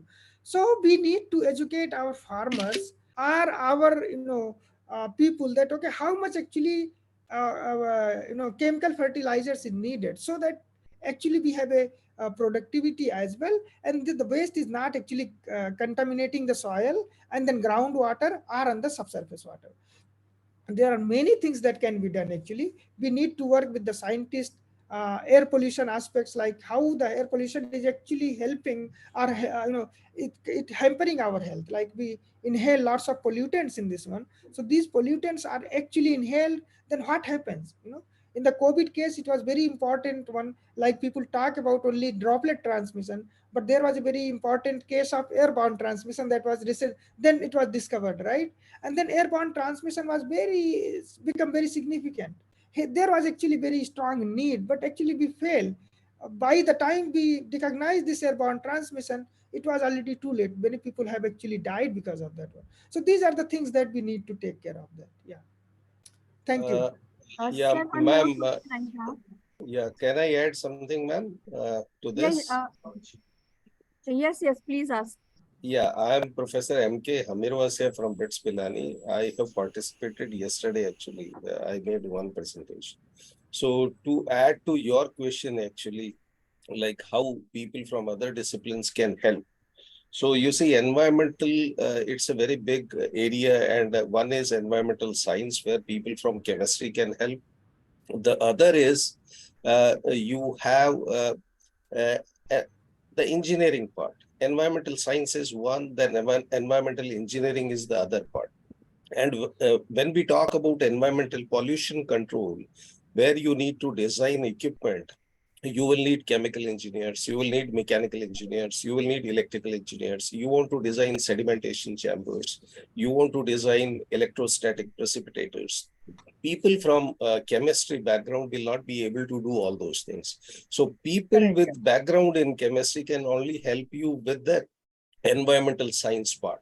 For the environmental Yes. engineering part, you will need engineers. So that is what I think Dr. Kriparam was trying to say. Yes. Thank you for adding. And Yeah, please go. say you want to design landfills. That a person from chemistry will not be able to do it, designing a landfill. You will need a civil engineer. Like when I teach this course in BITS Pilani to my students, I teach them how to design a landfill, actually. So there you will need a person with a civil engineering background. So you need integration of all these disciplines when you are trying to tackle environmental issues, actually. So I Great. want, I think Amar ma'am, I think she got disconnected, I believe. Yeah. So thank you for adding to this one. Actually, I think that this is one of the biggest problem that we face. We don't work in tandem, we work separately as an individual. And this individuality is actually a big problem. We don't collaborate, we don't work together. And that is one of the reasons that, okay, I don't have any expertise. For example, you told about landfills and other things. I really don't know anything, how it can be designed. So but we can help actually. Now, for example, what are the processes that can be there actually, so that the degradation can happen at a faster rate actually. So you can actually, in this one also, you need people from the bio, bacterial or fungi kind of things. So you need people from different discipline as well actually. Actually, Yeah, so thank you for when you teach a course in environmental engineering, you need a person from biology, one from chemistry, one from chemical engineering, one from civil Right, engineering. And that is how Right. we do it actually, sir, in BITS Pilani. Great. So, I'm so happy to hear. Yeah, So thank great. you, sir. Thank you, sir. Thank you so much. Thank you, sir. Okay, sir, this is Dr. Pooja Shrivastava, actually. I'm using a Yeah. student's desktop. Oh, So sorry, I have ma'am. one more question, sir. Yes. Sir, there are many theoretical studies nowadays are done, and many experimental work people are doing for CO2 mitigation, and people are converting it in the form of fuel or some chemicals. Yeah, So useful if you chemicals. Yeah. can comment on this, and I mean how feasible it is, because nowadays the research which is going, it is at lab level only. So if you can Yeah, add that is, something that how we yeah. can whatever these studies are doing if we can, get something at industrial level. So if you can comment on this, sir. Yeah, this is actually where much of the research is actually needed, right? You perfectly said. Most of the research are on the lab scales, right? But when they go on the pilot scale, it's probably works. But when you go on a larger scale, these actually fails. And the reason is still very difficult to say. Maybe one of the reason is that probably we already initially we have very low efficiency at the pilot scale actually itself, but then when you go on a larger scale, the efficiency becomes very low. I'll give one very peculiar example about the groundwater depletion, right? We most of the time pump the groundwater, right, for our daily use. Groundwater is used for drinking, even for the the irrigation and all those things. But now imagine a situation nowadays that the rain is happening in a very short period, and the most of these water are actually runoff. They don't stay on the field for longer time. So the filtration techniques that in nature already has a very important and almost everything that you need, right? Nature what does actually, in the nature you have soil, and the soil, top of the soil you have a very porous soil, so this water can percolate down, right?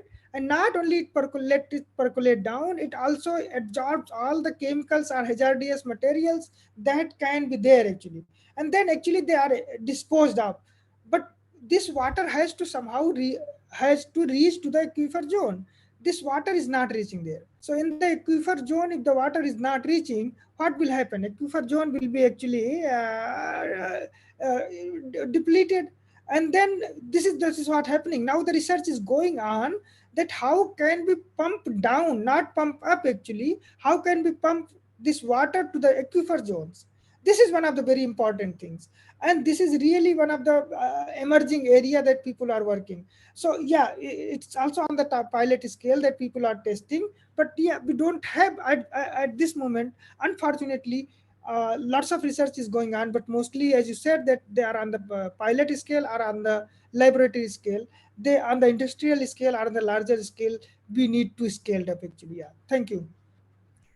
Can I add something to this, ma'am? Please. Yes, sir. I hope I'm not eating away your time. No. It's Yeah. So it's a assuming that, discussion forum, sir. yeah, assuming that your question was related to how to utilize the waste, I think that was your question, right? The second question that you asked was No. about utilizing the waste, right? She was asking that most of these problems that we do, we can show the results on a laboratory scale or even some sort of pilot scale. But when we need to go for an industrial scale or larger scale, we failed or the efficiency becomes very low.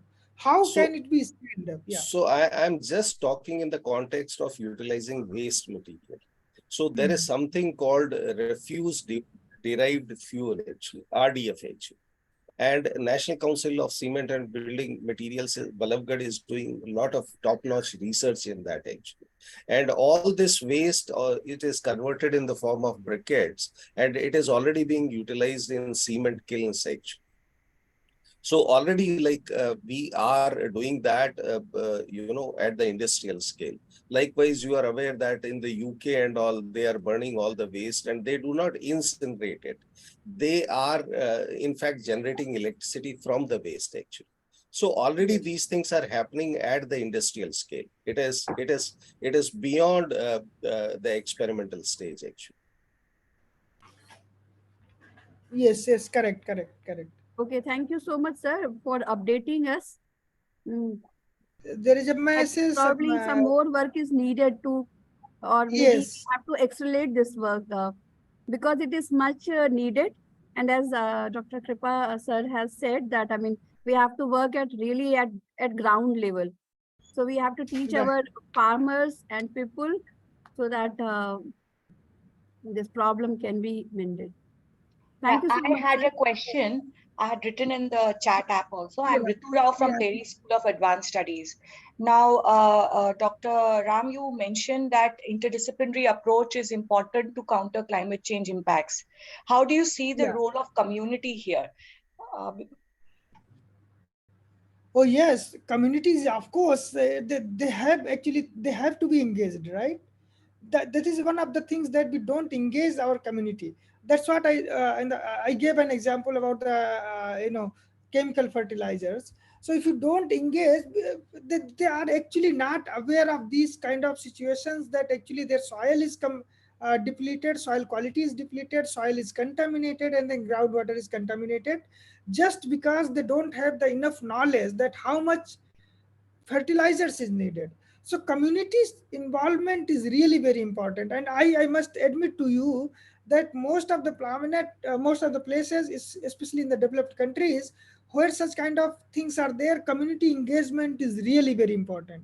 And they are most of the things are done with the community, with the help of the community. Here also we had one project with the Ministry of Foreign Affairs Japan, where we actually went out and taught the school children actually, and then civilians, that why this air pollution is important and what are the things that uh, can be done with this one. So yes, you are absolutely correct. Civilians and this actually engagement of the is very important. So you are absolutely correct. Thank you so much, sir. Can I add Yeah. something, sir? Can I add something to this? Yeah, See, please. yeah, so we can, which are the areas in which we can engage the community? One is, I think, waste segregation is one area where we can immediately do it actually. And that will help a lot. That is waste segregation, dry waste and wet waste actually. And people are not really doing it. But if we show the benefits of this to them, they will start doing it. Like in Yeah, gated correct. in gated communities, people are already doing it, and the municipal bodies, in fact, they are monitoring this. Okay, that is one area. The second area where communities can contribute to a large extent is stopping the wastage of food and potable drinking water actually, because what is happening, almost 1/3 of the food and drinking water is being wasted, and this wasted food and water can feed around 130 billion people across the world. Like 1.3 billion, that is 130 crore people can be fed with the wasted. So these are some of the immediate areas where we can bring their attention to, I believe. Yeah, you very well said actually. Unfortunately, because of the lack of the time or the time limitations, I did not discuss much of the things in this one. You are absolutely correct. Waste segregation is one thing that can be done very rightly at the. In one of the slides I told that pollution has to be stopped at the source level itself. We don't need to, or we don't have to wait that pollution has to reach at the level or in the larger scale, then you look for the solution.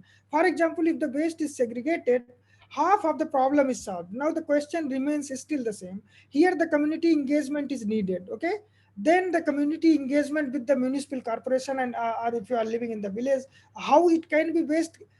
They also don't collect the waste in a segregated manners, right? In most of the places, at least in Varanasi, we don't have that kind of facilities in this one. Secondly, you told very correctly, we all of us use RO water, right? Every in every house has almost has RO water now. This RO waste, almost like 2/3 of the water is just wastage. And this is why we need this one, just because we have to remove some of the pollutants. Actually, by doing in this process, we have already degraded the quality of drinking water, because we have unknowingly we have removed many of the essential minerals, like magnesium is very essential. But when you do this kind of things, calcium goes, and along with calcium, magnesium is also gone. So it is not that is very important. If you have people are now given calcium tablets just after 40 years, 35 years. Why do we need that one? The one of the very important source of calcium and magnesium was the water, and groundwater was sufficient. This we had sufficient in that one.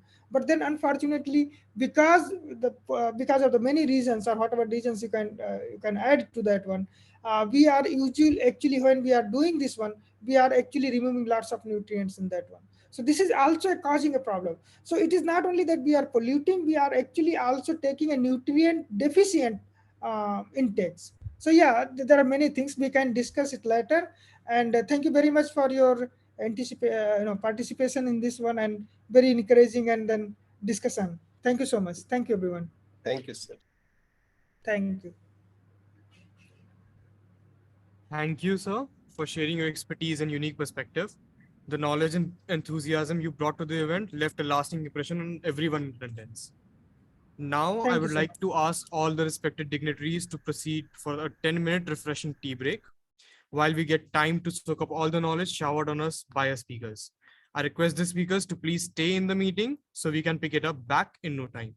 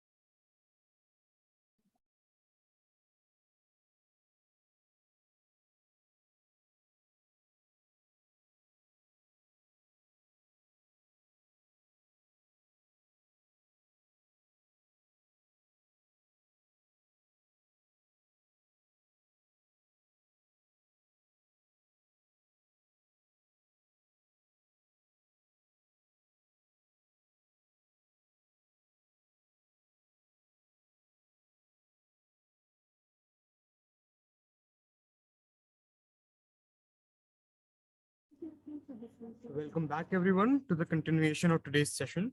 I commend everyone to have kept their patience. Without further ado, I would like to invite Dr. Hee-Chae Choi to today's session.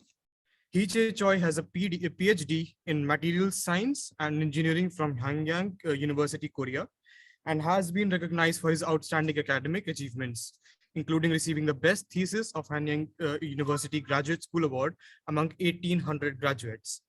Hee-Chae Choi has founded and served as CEO or CSO of several technological companies, including Materials Data Corp, Virtual Lab Incorporation, etc., and MOP, where he provided advisory services to companies such as Samsung Electronics, DuPont, Korea, and Belarus. I would like Dr. Hee-Chae Choi to please take the stage.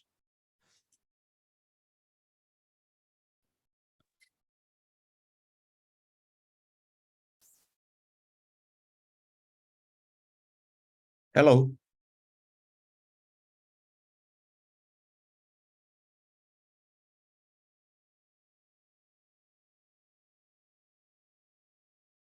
Hello.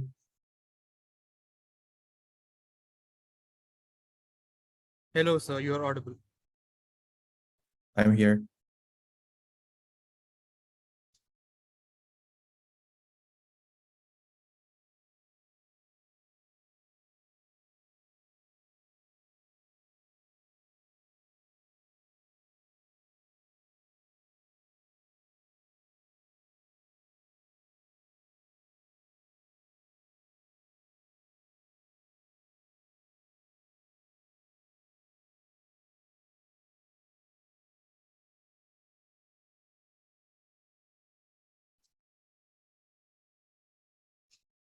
Sir, you're on mute.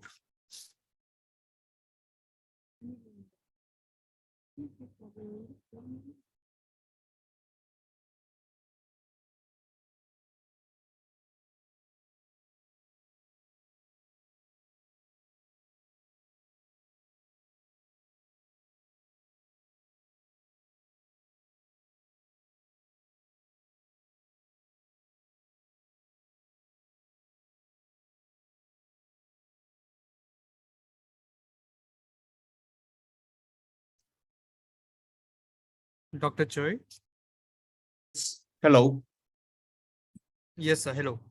So you were on mute before. My talk is, as I understand, my talk is scheduled at 2 p.m., right? Or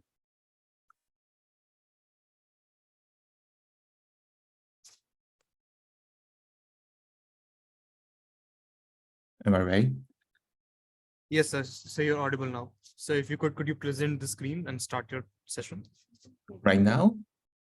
Yes, sir. Oh, I see. I see. Okay, no problem.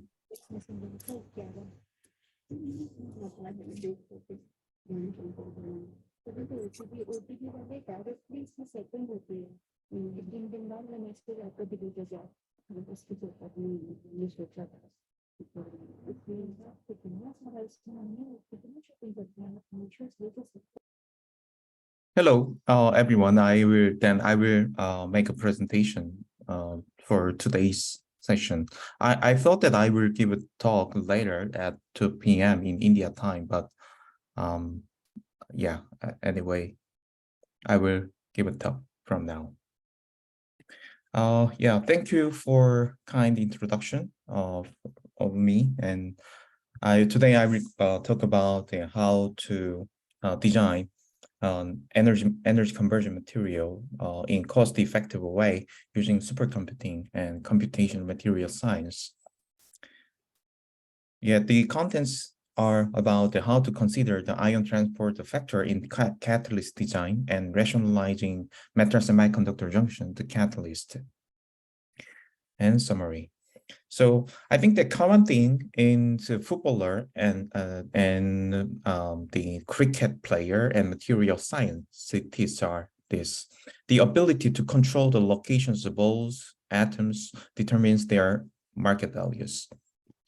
So my research strategy is this: I combined density functional theory calculations and continuum simulations, based on the supercomputer quantum mechanics and Newtonian mechanics. And and those are kind of numerical methods. And I combined them with the basic studies, such as solid state physics, statistical thermodynamics, and mathematics, and electromagnetism for various nanomaterials research, such as photocatalyst, the catalyst, and lithium-ion battery, sodium-ion battery, and supercapacitors, and so on. So the hydrogen energy is regarded as one of the key for carbon neutrality. So to prevent the climate changes, we have to switch our energy production method to eco-friendly way. And I'm very interested in the solar energy conversion and electrocatalytic reactions to obtain hydrogen from water. So in general, the process of hydrogen energy production using electrochemical water splitting is this. We use both anode and cathode, where the OER, oxygen evolution reaction, and hydrogen evolution reactions are happening. But on anode side, oxygen evolution reaction is always the problem, because it is a very sluggishy, and the steps are complicated. There are 4 steps to split water to oxygen. But on the other hand, hydrogen evolution reaction is very simple, because we need only 1 electron for 1 hydrogen atom. So the step is very simple. So compared to HER, the OER, the oxygen evolution reaction, is more complicated and also rate determining step to split water. So in general, catalyst design using density function theory calculations are like this. The most importantly, the people consider surface reaction energetics using adsorption energy calculations. So for water splitting reactions, the people usually calculate adsorption energy of intermediates such as OH, O atom, and OOH. So people check whether there is some energy barriers, and then the second thing is electrical conductivity. They to check the electrical conductivity, the people use the density of states calculations, and the larger electron population at the Fermi level means a larger electrical conductivity. But the third factor, which is very important thing, is the ion transport efficiency. But there is no way to predict ion transport efficiency near the surface of a catalytic material. But I tried to implement a new methodology to calculate the ion dynamics near surface by combining density functional theory calculations and classical electrodynamics. So chapter 1, considering ion transport in computational catalyst design. The people mostly the proton dynamics, proton mobility are regarded as just a given, and there was no efforts to make this faster in previous works. But I tried to control the ion transport using the built-in electric field. So these days, the local pH reduction problem is issued for catalytic material, because the OER reaction, the OER always involves the hydrogen, the proton production nearby the surface. When proton concentration is high nearby surface because of a slow diffusion, then water splitting reaction is a slowdown because of the energy barrier becomes higher, because the protons protons chemical potential becomes lower, so the higher in water. So it is the energy barrier becomes larger. So according to these equations, so I tried to design properly design the cobalt and carbon high composite material in collaboration with Dr. Arindam in IIT Banarasi, and this was about the I using DFT calculation and this modeling, I tried to solve the problem of the big difficulty of combining cobalt phase and nitrogen doped carbon structure.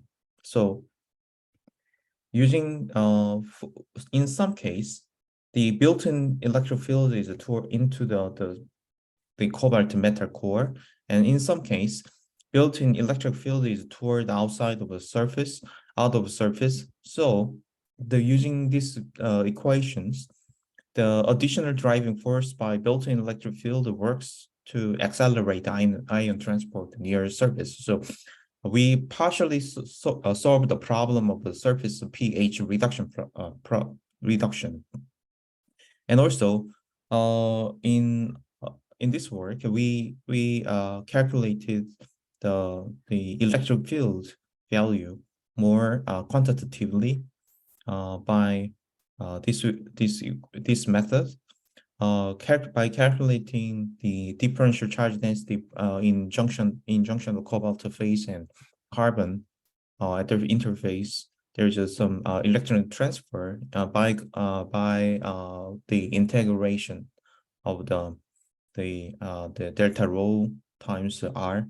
Then we calculate the dipole moment and to calculate the total electric field.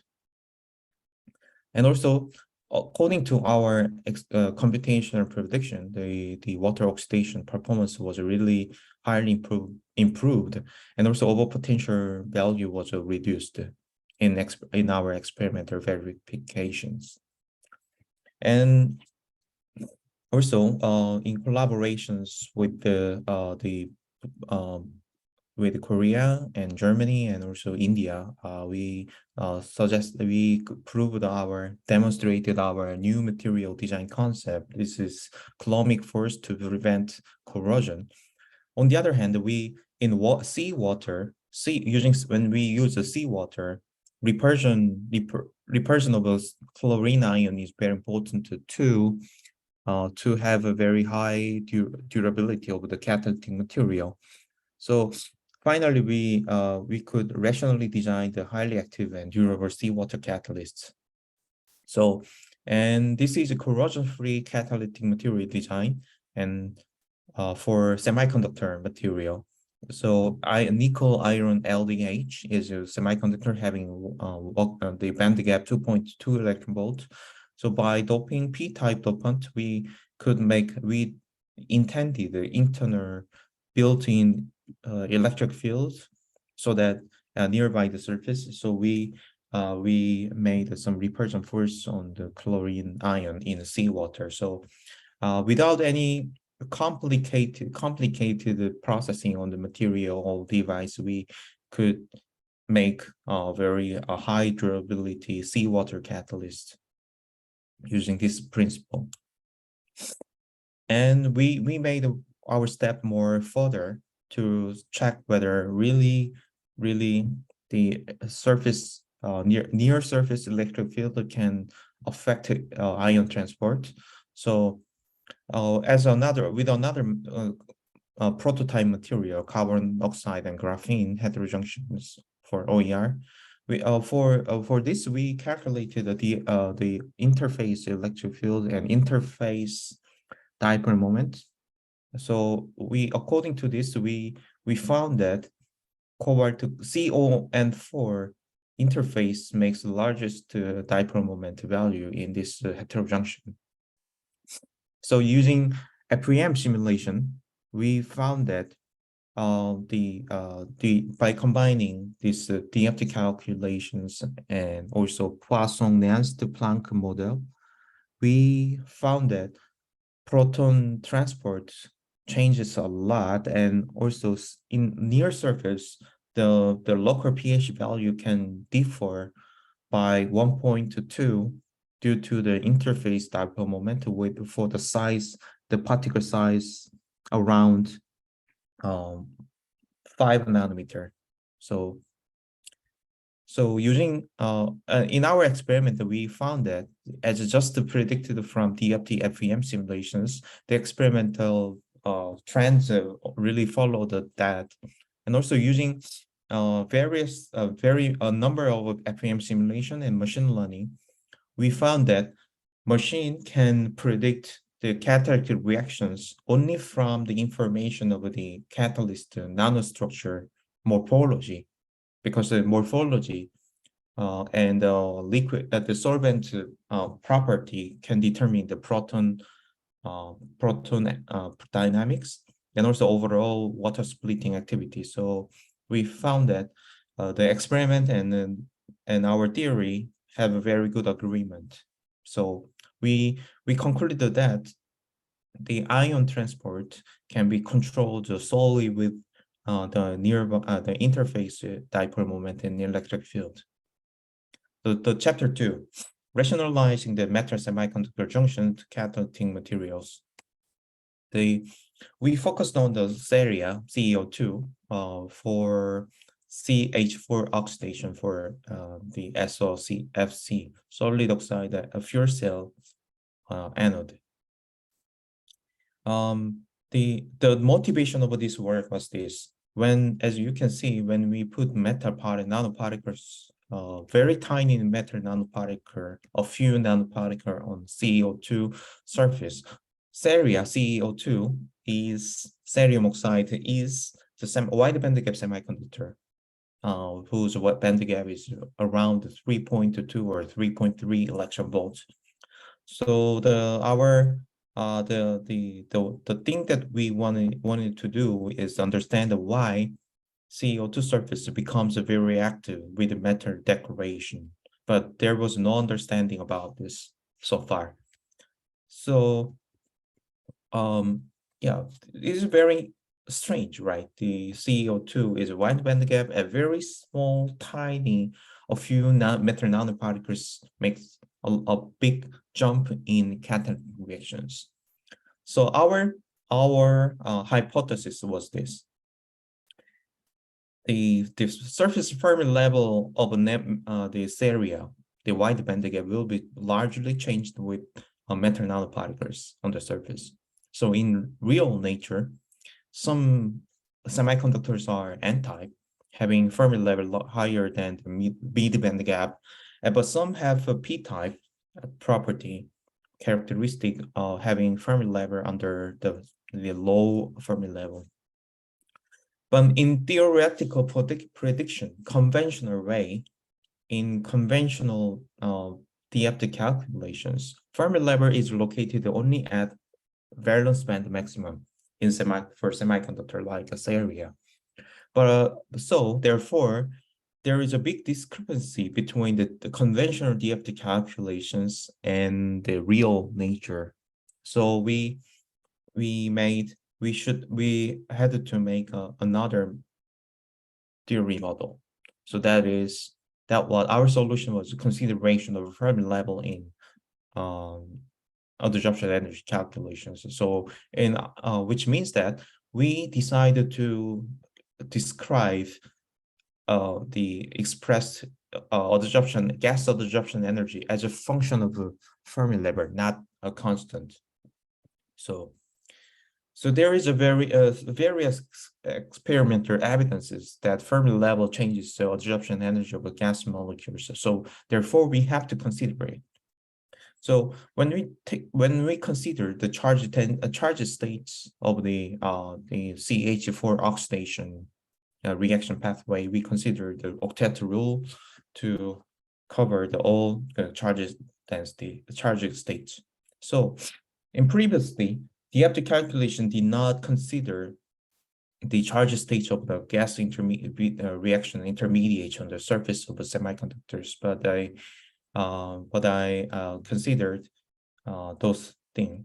So we show that p-type and n-type have a different reaction pathway, as you can see, right? So and also I will skip those things. And also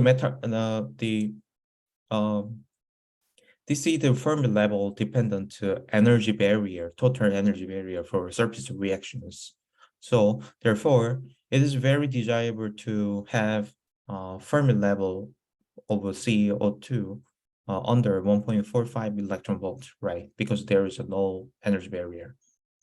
So according to the matter Walker function table, this corresponds to platinum and palladium or gold. So when matter particle comes to the surface of a semiconductor, there is a Schottky junction mostly. So therefore, when matter particle is loaded on the surface of a CO2, then there is a band bending, making the Schottky junction. So when matter comes to the surface, there is a band bending like this, and then the reaction kinetics can be changed with the distance of from the center of the matter nanoparticles to the in radial direction. So there are so many experimental evidences that nickel loading and palladium loading and gold loading makes a big difference in the catalytic reactions of the Saria, even by several others. So we obtained the color map for the combination of the metal Walker function and their distance. So so the bright spot means a high activity catalytic reactions. So compared to many literatures, we could see that our theoretical prediction gives a very good agreement with the experimental results. So, and also as the next topic, the photochemistry is a bit more complicated to just the normal electrochemical reactions, because it involves the light and the electron transition by the optical transition. So at least photochemistry can be divided into 3 steps. The first thing is optical transition.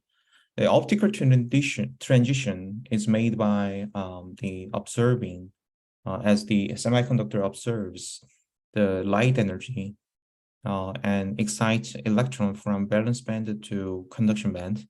So this is optical transition probability and efficiency is determined by the orbital shape of the valence band and conduction band.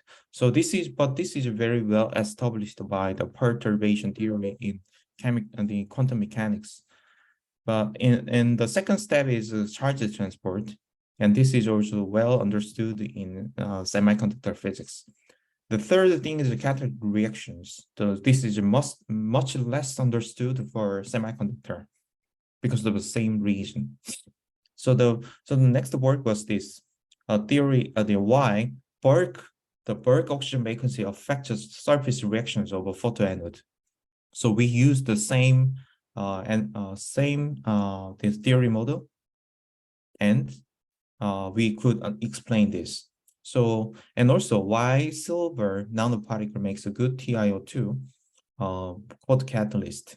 So, but due to the Schottky junction and control the surface Fermi level, so it was totally different reactions. So like this. So this is the summary of my talk. DFT calculation for 2D, 3D heterojunction or heavily doped semiconductor could be well understood. Then my theory model of Fermi level dependent absorption energy can explain the surface reactivity and corrosion resistance of semiconductors. So those are really important in the eco-friendly environment. It's because it reduces the production cost too. So I thank my funding agency and my university and my collaborators and my former and current the group members. And I will be happy to take any the questions. Thank you.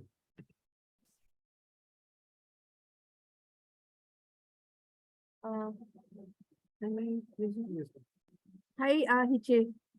Hello. Oh, hi, it's good to see you after a long time. Online speakers will ask question by themselves. I take the offline audience questions. So a few questions I have from students.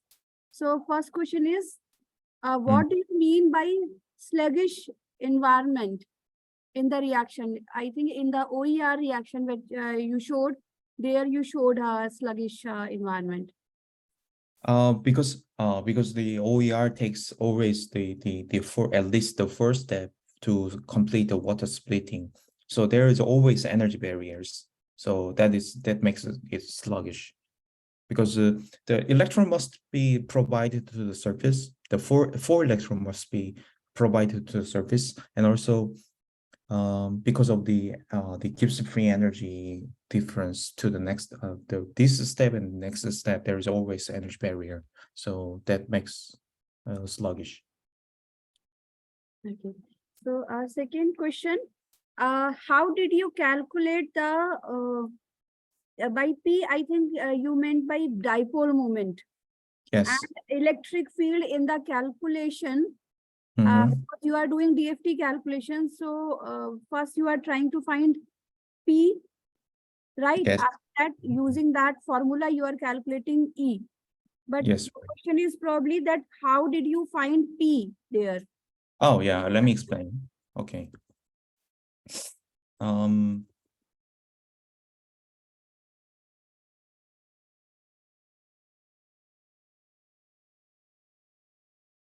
Yeah, this one, right? So when you do DFT calculations, you will get the differential charge density. I mean, before making a junction of the metal and carbon, you will get the different. You will be able to get the charge density before and after making junction, right? So you can see charge transfer between two phases, and then that is delta rho in the right-hand side. Right-hand side, and then this is the R prime is R is the dummy variable to for the finite definite integration from -a to a. The a is the length of the charge transfer. So only near the surface, only near the interface, you can make integrations of this function, and then this is the dipole moment. Okay. So Yeah, please speak. Oh yeah, that's it. Okay, so probably you have calculated the local charge density, and Yes. using that you calculated the dipole moment. Oh yes, right.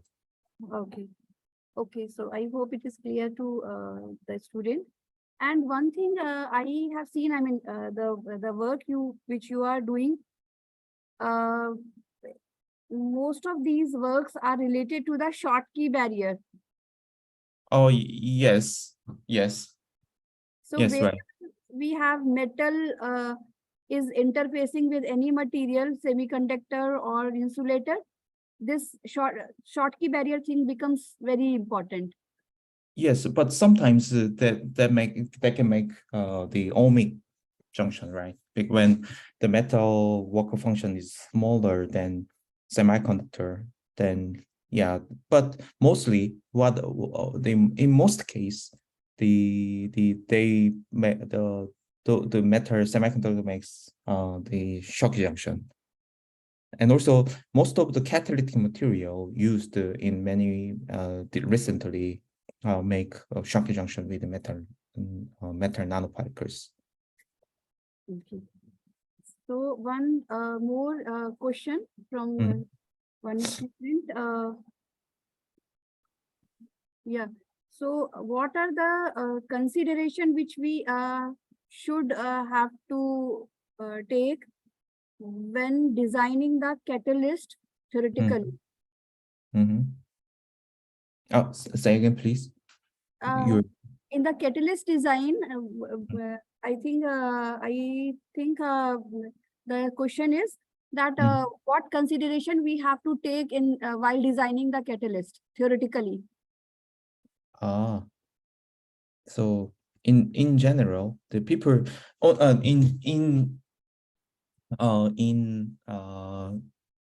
in most of the catalyst papers, they consider surface reaction and electroconductivity.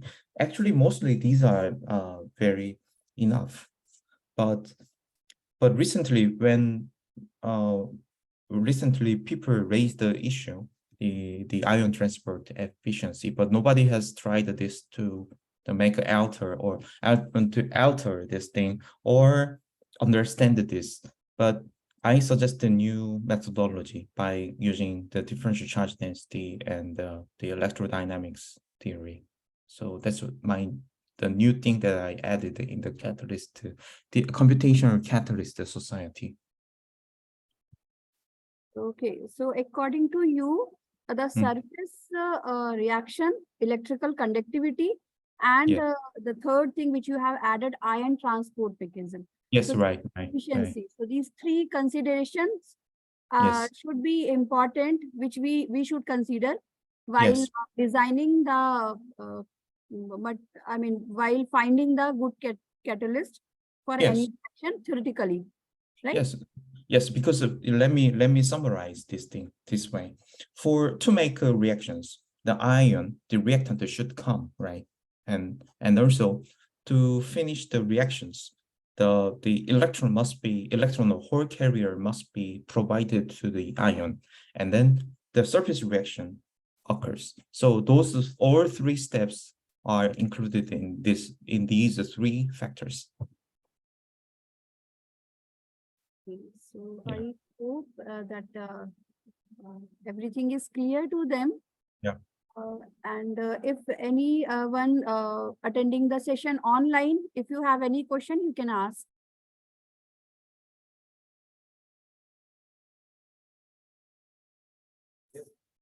So I think no other question. So thank you so much, Hite, and sorry for the inconvenience caused to you. Actually, two of our speaker they got sick, and because of that, we I had see. to prepone your session. I understand it is a problem for you, but thank you for bearing with us. Thank you Okay. so much. Okay. Thank you. Thank you for inviting me. Thank you. Thank you. Thank you. Bye-bye. Yeah.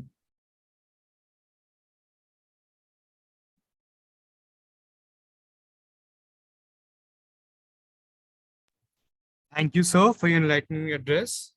Your insights have undoubtedly enriched our understanding of the topics at hand, and your presence here has added immense value to your conference. Moving further, I would like to invite Dr. Rajiv Bhatla. Dr. Bhatla is a highly accomplished professor and head of Department of Geophysics at Banaras Hindu University in India. He holds a PhD and has conducted extensive research in the fields of atmospheric sciences, monsoon dynamics, and land-atmosphere-ocean interactions. He has received numerous awards and fellowships, including prestigious CAS TWAS Visiting Scholarship Fellowship Award in 2010. Sir has published over 100 research papers in peer-reviewed journals. He has served as a visiting scientist and lecturer at institutes all around the world. Dr. Rajiv Bhatla, I assure you to please take the stage. Okay, thank you. So how much time I will get? Sir, you have 25 minutes. Okay, so I'm sharing my screen. Just a minute.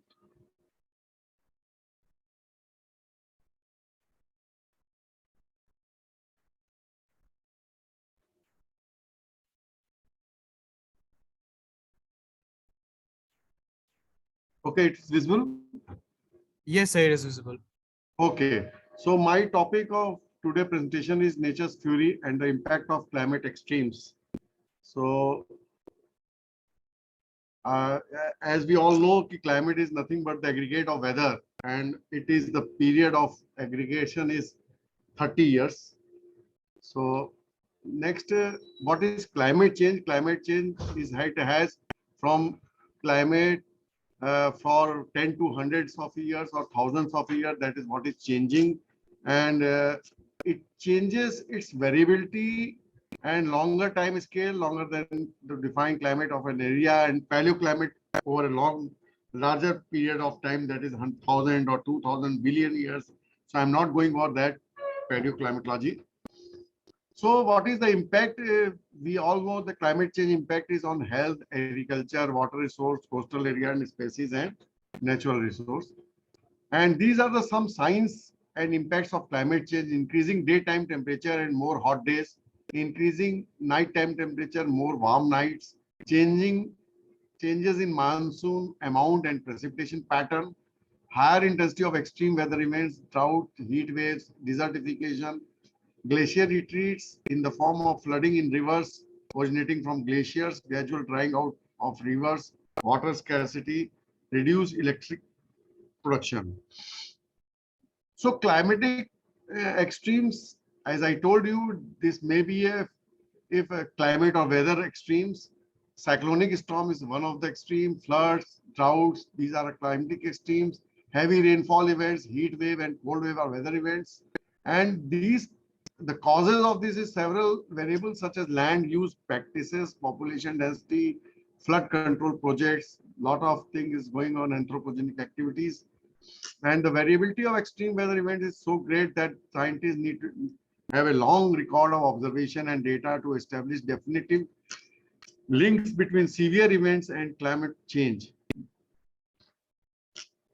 So the rising of Earth due to global warming has resulted in the climate change, which is depicted by broad range of global phenomena: melting of ice caps, glaciers, increase in sea level, the increase in global temperature, increase in frequency of extreme events like very heavy rainfall, heat wave, and cold wave. So these are the some example of we faced in last some years. In 1999, cyclonic storm hit the coastal area of Pakistan and India, brought devastation to the coastal areas of border. These are some examples. I'm not going to detail. We have all experienced these irregularities in the monsoon rainfall. These are also some pictures of the heavy rainfall events. It is very famous Mumbai 26 July event. 15th September, we have Delhi, we have experienced Visakhapatnam, Bangalore, Chennai is 26th October. So climatic extremes is, I am concerning about extreme rain events, heat wave and cold wave. Extreme events, rain events, heat wave and cold wave. So first I am talking about extreme events over Indo-Gangetic. Actually, I have done some extensive study over Indo-Gangetic plain, and first study is extreme events over Indo-Gangetic plain during the period of 1901 to 2010. This Indo-Gangetic plain covers Punjab, Haryana, Chandigarh, Delhi, West UP, East UP, Bihar, and Jharkhand and Gangetic West Bengal. So these are the geographical map of the Indo-Gangetic plain. The population is about 432.5 million, and rural is 73 and urban is 27%. These are the some distribution. These are the flood experience in the last some years and drought. We have intensity over Indo-Gangetic plain. So impact of climate extremes over IGP, weather extremes, mainly drought and floods over IGP may affect directly or indirectly the fate of nearly 1/6 of the population of the world. That's why we have taken this IGP as a region. Greatest impacts on the human society and environment. IGP are facing with drastic changes in the climate since last few decades. So what we have taken, this is the experiment design.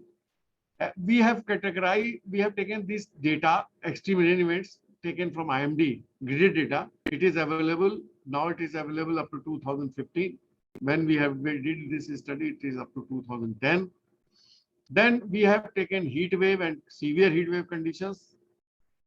And we use the data of IMD maximum temperature, that is also graded data from the period of 1963 to 2013, and cold wave and severe cold wave again from IMD minimum temperature graded data 1951 to 2013. So first I am discussing about what is the rainfall pattern or rainfall in changing climate for 110 years.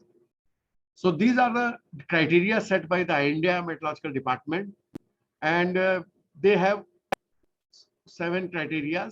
We have grouped into less numbers. So we have first group, we have taken non-rainy days, that is 0 to 2.4, and category 1 2.5 to 64.5, category 2 is 64.5 to 124.5, and category 3 is 124.5 to or more. Then again we taken also category dry spells, prolonged dry spells, short rain events, and prolonged rain events. So the criteria is rainfall which is less than 2.5 millimeter in a day for a 1 or more days. That is called dry spells. If it is less than for 4 days, that is prolonged dry spell. If it is more than or equal to 2.5 millimeter per day, then, and for less than 4 days, then short rain events, and more than 4 days, that is a long prolonged rain event. So we have calculated. So this we have already, I have already discussed. These are the, then we have divided this indogenic plane into 6 boxes, and this box is latitude, longitude is this, and these are some results what we got in for different categories in the month of June, July, August, and September. So in June category, in category 1, 2.5 to 64.5 millimeter per day has slightly increased in the month of June, whereas the category 2 rainfall 64.5, it is also very slight increase, mostly coastland. But in the third category, that is the very heavy rainfall events, it is showing some decreasing trend.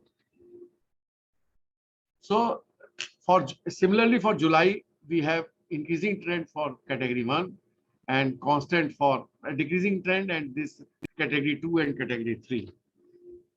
And for August, similarly, we have increasing trend for the month of August for category 1.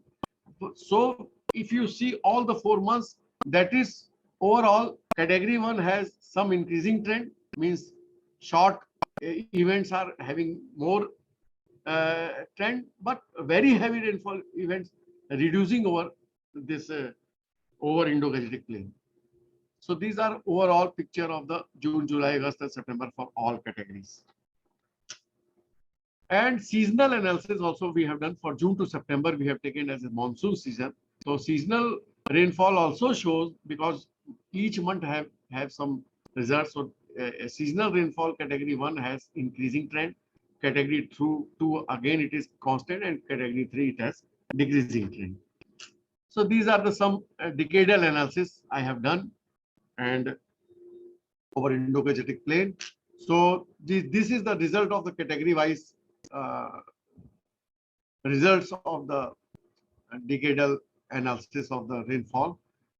During the recent decade 2001 to 10, category 1 has increased and do not show any regular pattern for all other decades. No regular pattern also observed over category 2, and category 2 have some decreasing trend over season during recent decades. Similarly, increasing trend for category 3 during most of the decades, and the month of August and September shows decreasing trend over category 3. These are the study of the dry spell, prolonged dry spell, short rain events, and prolonged rain event. So dry spell events have remained unchanged. Prolonged dry spell, prolonged rain events have, short rain events have decreasing over rainfall over Indo-Gangetic plain. And this is the analysis of the decadal analysis of the dry spell, prolonged dry spell rain events, and prolonged rain events. It also shows that dry spell have increasing trend during recent decades, and prolonged dry spell have decreasing and short rain also decreasing, and prolonged rain events does not show any. So out of this study, we have some conclusion. The intensity and occurrence of the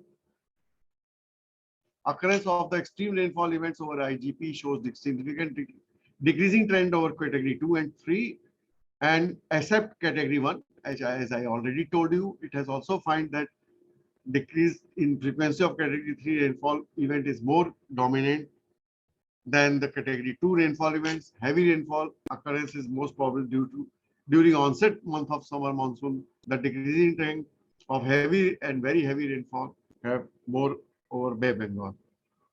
Now, next study we have done for heat wave, and heat wave we have taken the period of 1963 to 2013, and we have taken daily maximum data over 14 stations of Indo-Gangetic plain, that is Chandigarh, Delhi, Calcutta, Purulia, Karachi, Dhanbad, Patna, Gaya, Kapurthala, Ludhiana, Varanasi, Gorakhpur. So station-wise studies we have done for 63 to 2010, 13 for heat wave and severe heat wave, and criteria is given by India Meteorological Department. The criteria is for severe heat wave condition is when normal mean maximum temperature of a station is less than or equal to 40 degrees Celsius, and departure of day's maximum temperature from normal is 7 degrees centigrade or more, then we can say it is a severe wave condition. When normal temperature of a station is more than, there are two conditions. If normal temperature is equal to less than or equal to 40 degrees Celsius, and normal temperature is more than, just like Rajasthan area, because their mean temperature is more than 40 degrees Celsius, then if the departure is 60 degrees Celsius or more, then we can declare that is a severe heat wave condition. In case of normal central India, then we can say that temperature is 40 degrees, 7 degrees centigrade or more, then we can declare that severe heat wave condition. Criteria for heat wave events: when normal maximum temperature of a station is less than or equal to 40 degrees Celsius, this is heat wave. Earlier was severe heat wave. In this case, 5 to 6 degrees Celsius if departure is there, if the mean temperature is 40 degrees Celsius, and if the day's departure is 40 degrees centigrade or more, then 4 to 5 degrees Celsius, and then if 45 degrees Celsius or more, irrespective of normal temperature, then we can say it's a heat wave condition. So these are some results of heat wave over different stations. The heat waves are observed in Kapurthala and Gorakhpur station during the month of March, and in May and June, frequency of heat wave and severe heat wave was increased for a station like Gorakhpur, Varanasi, Agra, and Kanpur, Delhi. So these are some results. These are the pictorial diagram which shows where the heat wave we observed increasing trend over and severe heat wave. And this is the variation of heat wave and severe heat wave over 7 regions of IGP. Then it shows that it is increasing for regions like Punjab, Haryana, Chandigarh, Delhi, East UP, and West UP. These are the also for the some stations A, B, C, D, and E, 5 stations. These are the trends, different trends found over different 14 stations over IGP. These are the conclusion. Maximum number of heat waves and severe heat waves are observed during the month of June and minimum during the month of March and April. The increasing trend of heat waves and severe heat waves are observed in Kapurthala and Gorakhpur station of IGP. In May and June, the frequency of heat wave and severe heat waves has increased for stations like Gorakhpur, Varanasi, Agra, Kanpur, and Delhi. Then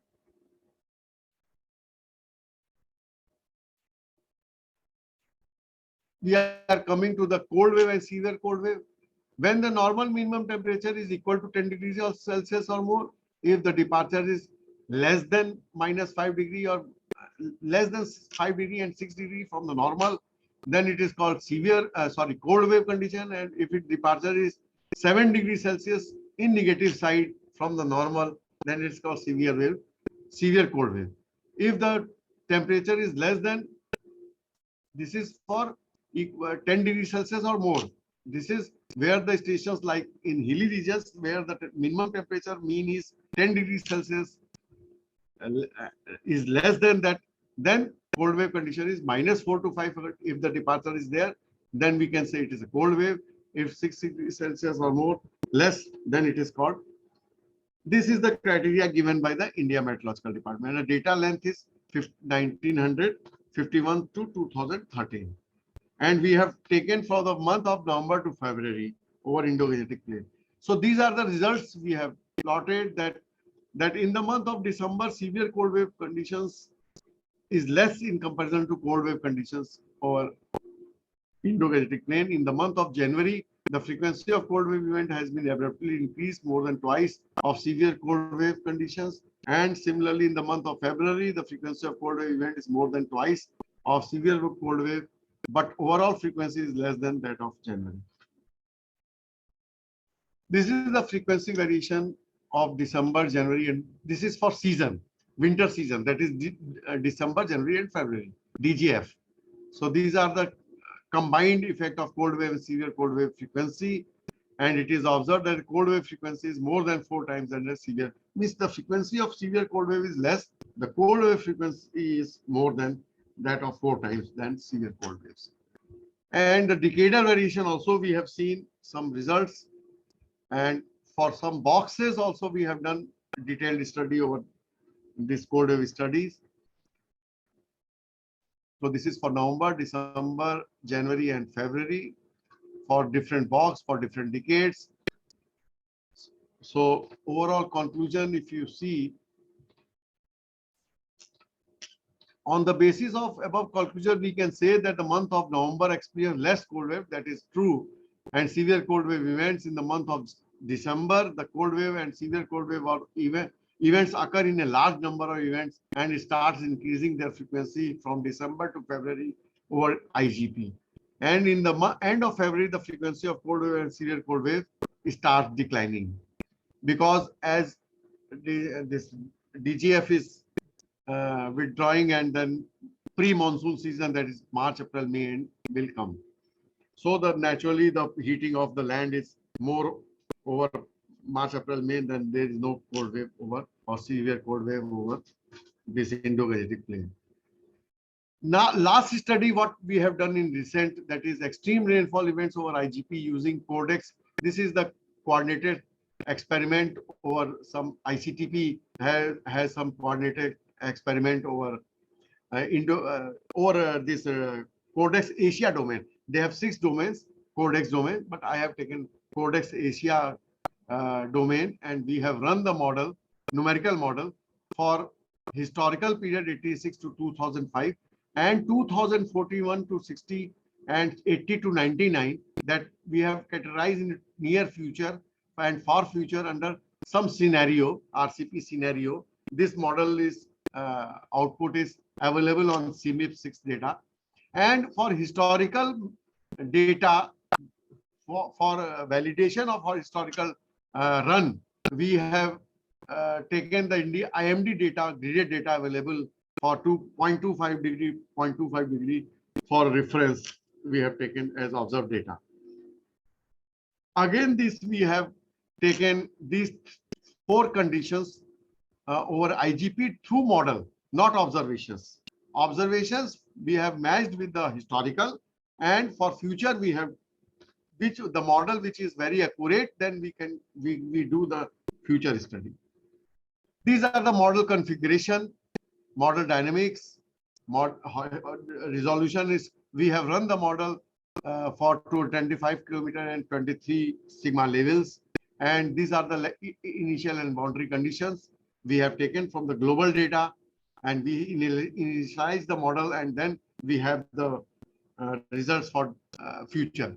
This is the annual cycle we have for it is historical period, means 86 to 2005, and this is IMD observed, and this is 4 model data, ERA, MPI, MIROC, and NOR.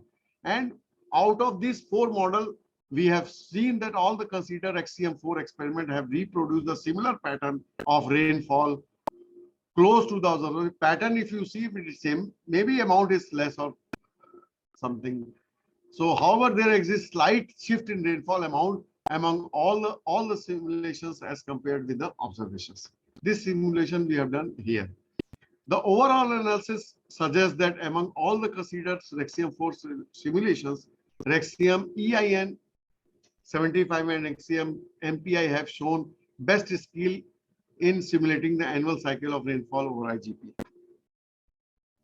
These are also some results over these regions. We can see that all the considered model have performed. This is EIN, MPI, MIROC, and ESM. These are the different models actually. All the considered model have performed reasonably well compared with the observations. Among all the considered model, Rexium EIN and this have shown maximum correlation more than 0.8 degree for IMD. And these are the Taylor diagram which shows that this Rexium ERA and MPI is more. This is the extreme rainfall events as per IMD criteria for historical period. These are the events, number of events we have calculated. This is for IMD. If you see one panel, so you can see that IMD pattern is this. This is the observed, and you see more or less the closer is ERA 75 and ESM. Similar in all cases, more or less. So different categories of rainfall during the historical period. Observation reports that 30 to 121 or more other heavy rainfall events, 4 to 53 heavy rainfall events we found from the observations, 1 to 11 a very heavy rainfall events, and 0 to 4 more extremely heavy rainfall events. Rexium, this is regional climate model. Rexium full form is 4.7 is the version which we have run in our lab. With all the considered forcing data set have performed satisfactorily results over IGP as compared to the observations. And EIN 75 global, this initial conditions forcing, it is having more realistic than the other models. And this is the probability distribution, some statistical thing we have done. And these are the results.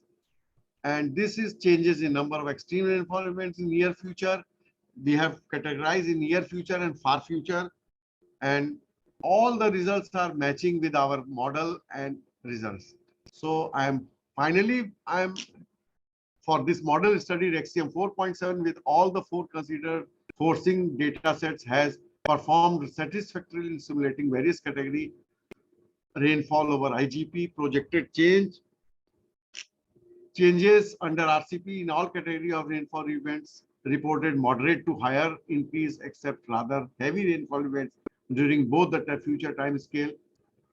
And if the increase in number of events is less prominent during far future than near future, so and projected number of wet days have also shown a decline in far future than near future. Means wet days will be reduced in far future, means late 21st century. So we have less wet days.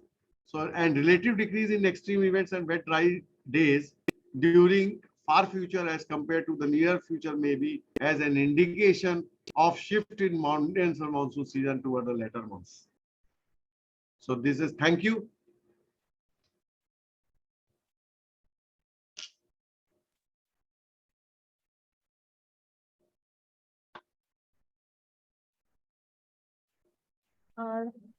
Hello, sir. This is Dr. Pooja Shrivastava. Yeah, ma'am. Thank you, sir, for very interesting talk. So, sir, online participants may ask their questions to sir. Yeah. And sir, there are few questions from the offline participants which I have taken. Sure. So Sure. I'll tell you the questions. You can answer. They can listen. So, sir, first question is that normal temperature criteria. So, because this I also wanted to ask you that because different regions are having different environment conditions.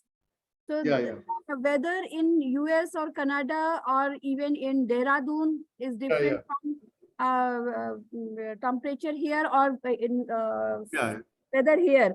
Whatever, just a minute. So how we can What are set the normal? Okay, you just first you finish your question. Yes.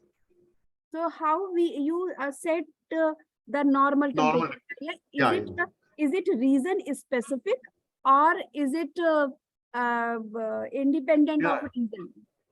No. It is a region specific. If I want to calculate for Varanasi, I have to take at least 30 years. If I want to set mean temperature of Varanasi, at least I need 30 years data of Varanasi over for minimum 30 years period. In climatology, we use 30 years, not less than 30 years. We cannot decide normal temperature. This is the criteria, and it is region specific because when I have taken for the IGP region, it is for IGP we have to calculate the mean temperature. That's all. Normal temperature is always for 30 years period and for region specific. It is not everywhere. It is same.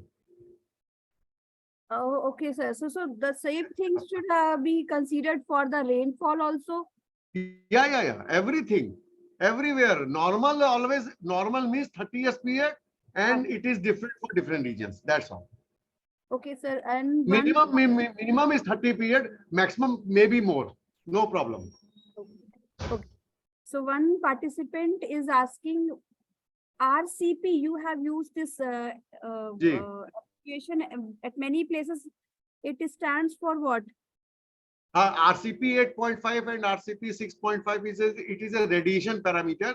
It is a version with forcing of 8.5. What is the changes in the model? What is the forcing when 6.5 value is 6.5? Then what is the changes in the RCP means with scenarios? It is a different scenarios keeping some forcing. So radiation forcing is 6.5. Radiation forcing is 8.5. That's all. Okay, sir. Sir, one question that since you have shown many models also, and the study many models, so how can you validate a model, because nature is unpredictable? So it is quite possible that last 30 years the nature was showing something different, and that we have seen also. But it's like in diabetes, we take, HbA1c reading. So for 3 months, it is different. And, if you change the month, it will become different. So 1, 2, 3, it is different. For 2, 3, 4, it can be different. For 3, 4, 5, it can be different. So in this situation, how we can validate any model? Yes. So I will tell you. That's why I told you when I do modeling study. So first we run the model for historical period. What is gone? So 86 to 2005, it is called historical period. So we have model data. We can run our model also. We have model data, scenario data also there. So we validate the historical period. We validate with the observation. That is for IMD, from IMD. If there are number of models are there. There are 30 models. Output is available nowadays. You take the one model, you validate with your IMD observations. If it is validating, which one is close? Maybe out of 30, maybe 5 or 6 may be close, not accurate. Exactly, it will never match. Exactly match nahi karega. It will always close to the observations. So we have some statistical tool which shows that it is very close to the model. Then we choose out of 30 models, we choose 4 or 5. Then we for 4 or 5 models, we go for future and now for future studies. That's all. This is the, and for validation, there are some statistical tools. This is the process.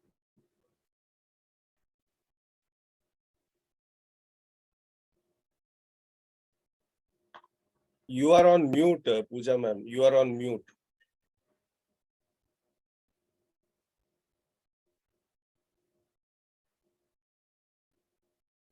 Yes. So, sir, I thank you for answering the questions. I think there is no question from the offline participants now. If online participants are having any questions, they can ask. Yeah, Online yes. participants? Yeah, so I am an online participant, Yeah, please, sir. So, Dr. Rajiv, Batla sir, I have one simple question. You were talking about the heat wave conditions in some of the cities in UP. Yeah. These heat wave conditions, are they because of local warming or they are because of the winds that are blowing from Rajasthan? Because you have not identified the source of the heat wave conditions. Yeah. Yes. Actually, I am not discussing about what is the physics. So physics is that if heat wave exists, that is naturally the wind direction will be westerly in the month of naturally. If the wind is westerly, it will bring hot and dry air from west side. Then the cause is natural. It is a local heating also, and incursion of the heat wave wind from the west side. One of the reason. Second is in the month of June to September, if you have moisture from the Bay of Bengal, and if the local heating is more, then we will feel more heat. So that is because of the humidity. Yeah. That's all. Okay. So similarly, cold wave. This cold wave is due to the movement of the western disturbance that originates from the Mediterranean Sea, and it comes through along Iran, Iraq, and Pakistan and enters into Kashmir.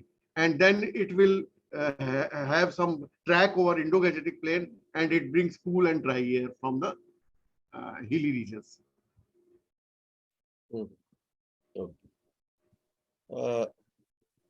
Okay, you have just presented the data, like you were not interested in showing the source of all this actually. So that is a different work. Actually, this only I have. My aim is to what will happen, what is happening in the frequency, because everywhere somebody is telling that extreme rainfall is increasing. Extreme rainfall is heat wave.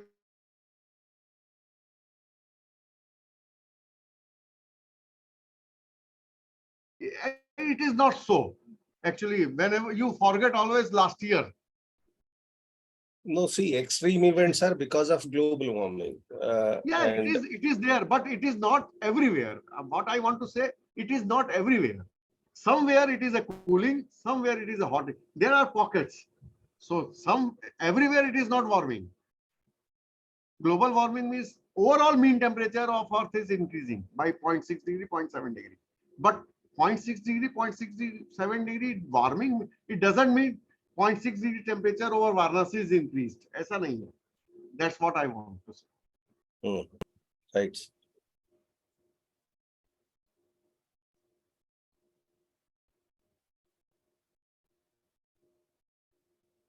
Is there any other question from online participants?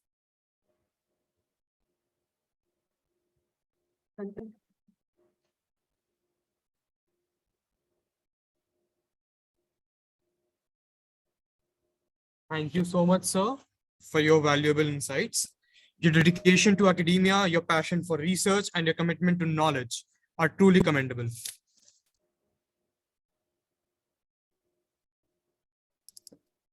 Now I would like to invite Dr. Uma Shankar to the stage. Dr. Shankar is a highly accomplished geophysicist with extensive research experience in various fields, such as seismic methods, seismology, remote sensing and signal processing, geoexploration, and marine geophysics. Dr. Shankar has served as a visiting scientist at several renowned institutions, including the Pacific Geoscience Center, Geological Survey of Canada Pacific, Victoria University, and Oregon State University. He has participated in several international research expeditions, including the International Ocean Discovery Program, Creeping Gas Hydrate Slides, and Hikurangi LWD expedition. Dr. Shankar is a respected academician and has been teaching various subjects related to geophysics to MSc students at the Institute of Science, BHU, Varanasi, where he is currently a professor. Dr. Uma Shankar, please take the stage.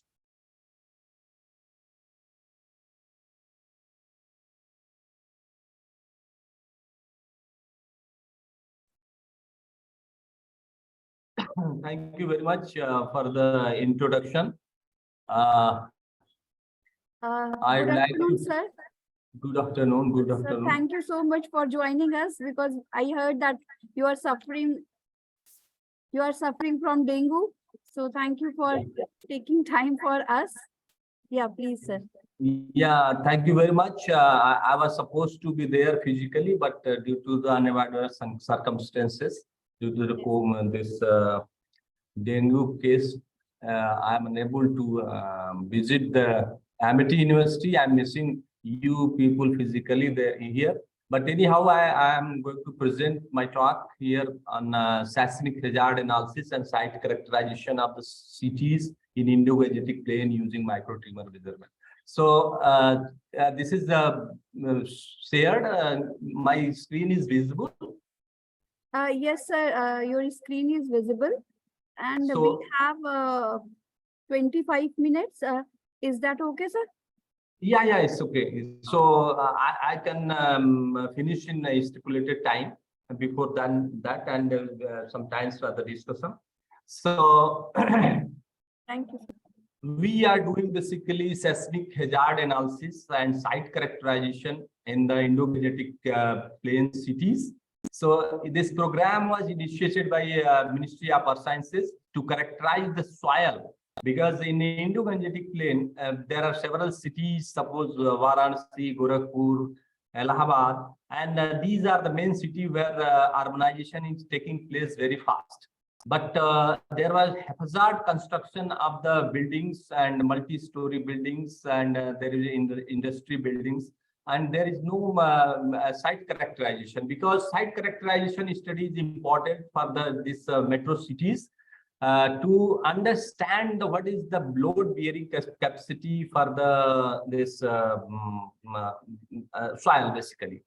So to understand these, we are characterizing the sites, because at each and every 50 to 100 meter site characteristics is going to be changed. So this is the program we are doing under the Ministry of Earth Sciences, under which a project was sanctioned to me to do the outreach program and site characterization and seismic hazard analysis of Gorakhpur city. Anyhow, our students are doing for Varanasi, Mirzapur, and adjacent area. So we have to know that what is the soil strength, because once earthquakes happen, so all these surface waves get trapped in the loose soil sediment, so that amplification can take place at a particular frequency. And if this frequency matches with the high-rise building frequency, then there is a chances of the collapse of the building. So that to avoid these circumstances, we are collecting the data, processing, modeling, and interpreting the data, and preparing that amplification, frequency, and vulnerability index map. So with these maps, we are able to know that which zone are more vulnerable compared to the stable zone. And we have chosen that area under the Indo-Gangetic plain because we are very close to the seismic zones, such as Nepal and Himalayan region, because a lot of activity can took place.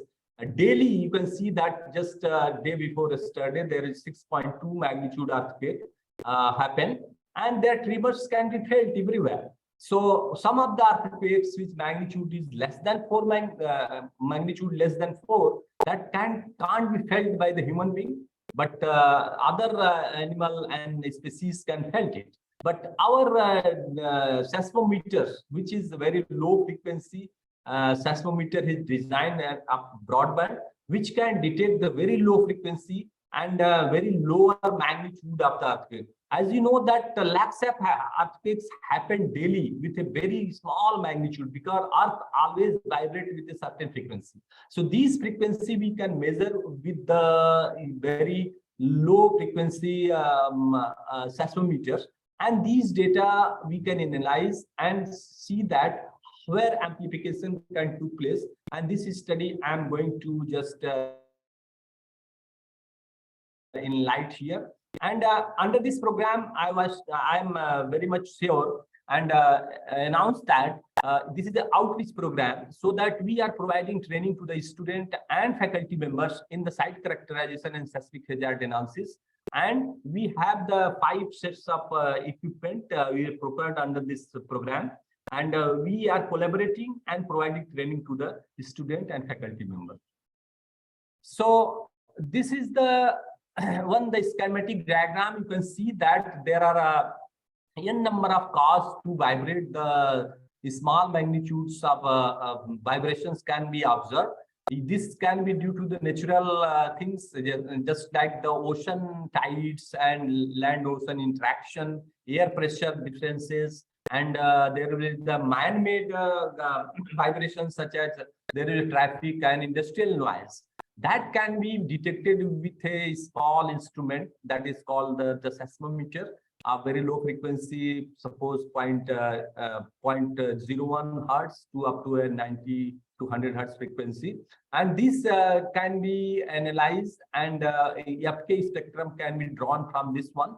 And from that, the FK spectrum, frequency wave number spectrum, can be inverted, and we'll get the 1D velocity model. You can see that this velocity model tells you where contrast will be there, then there will be the higher velocity, and if loose sediment there, then there will be the low velocity. So under this program, we are measuring, but basically once earthquakes or any vibration can took place, then there are three kinds of waves can be generated. One is body wave.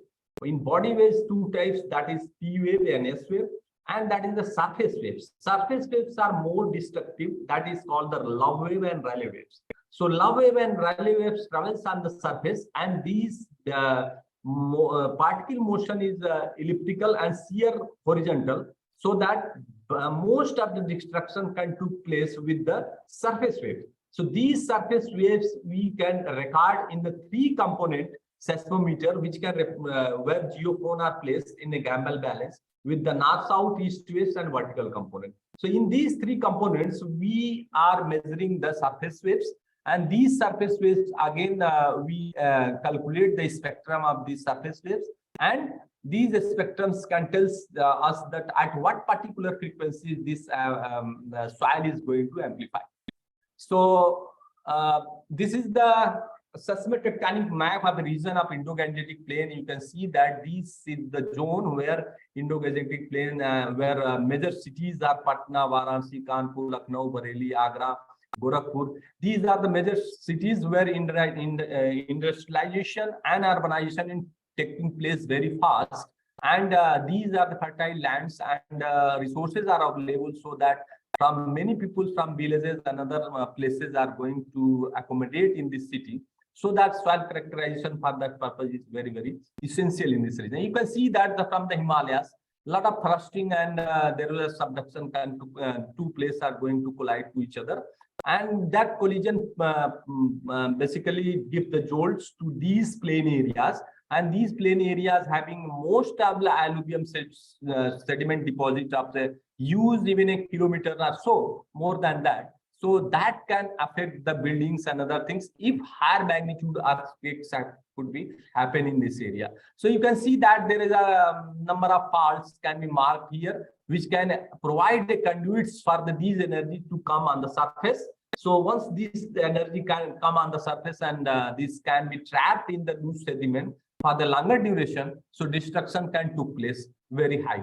So you can see that there will be the plain area and the lesser Himalaya. There are major earthquakes can be mentioned with the focal mechanism. This beach ball says the focal mechanism, and these sizes can tell you that which is the magnitude of the earthquake. So you can see that in 1934 there will be Bihar earthquake, where lakhs of people can be affected when that earthquake can took place, because due to this happens in the Indo-Gangetic Plain, and a lot of destruction can took place in that area. So in 2015, there was an earthquake in Nepal, and that tremors even felt in Varanasi, and number of buildings get cracked in that area. So some of the buildings which is very, very weak, that can collapse also. So that we have thought to analyze the site characterization and seismic hazard analysis of the Indo-Gangetic Plain. So this was the objective. With this objective, we have collected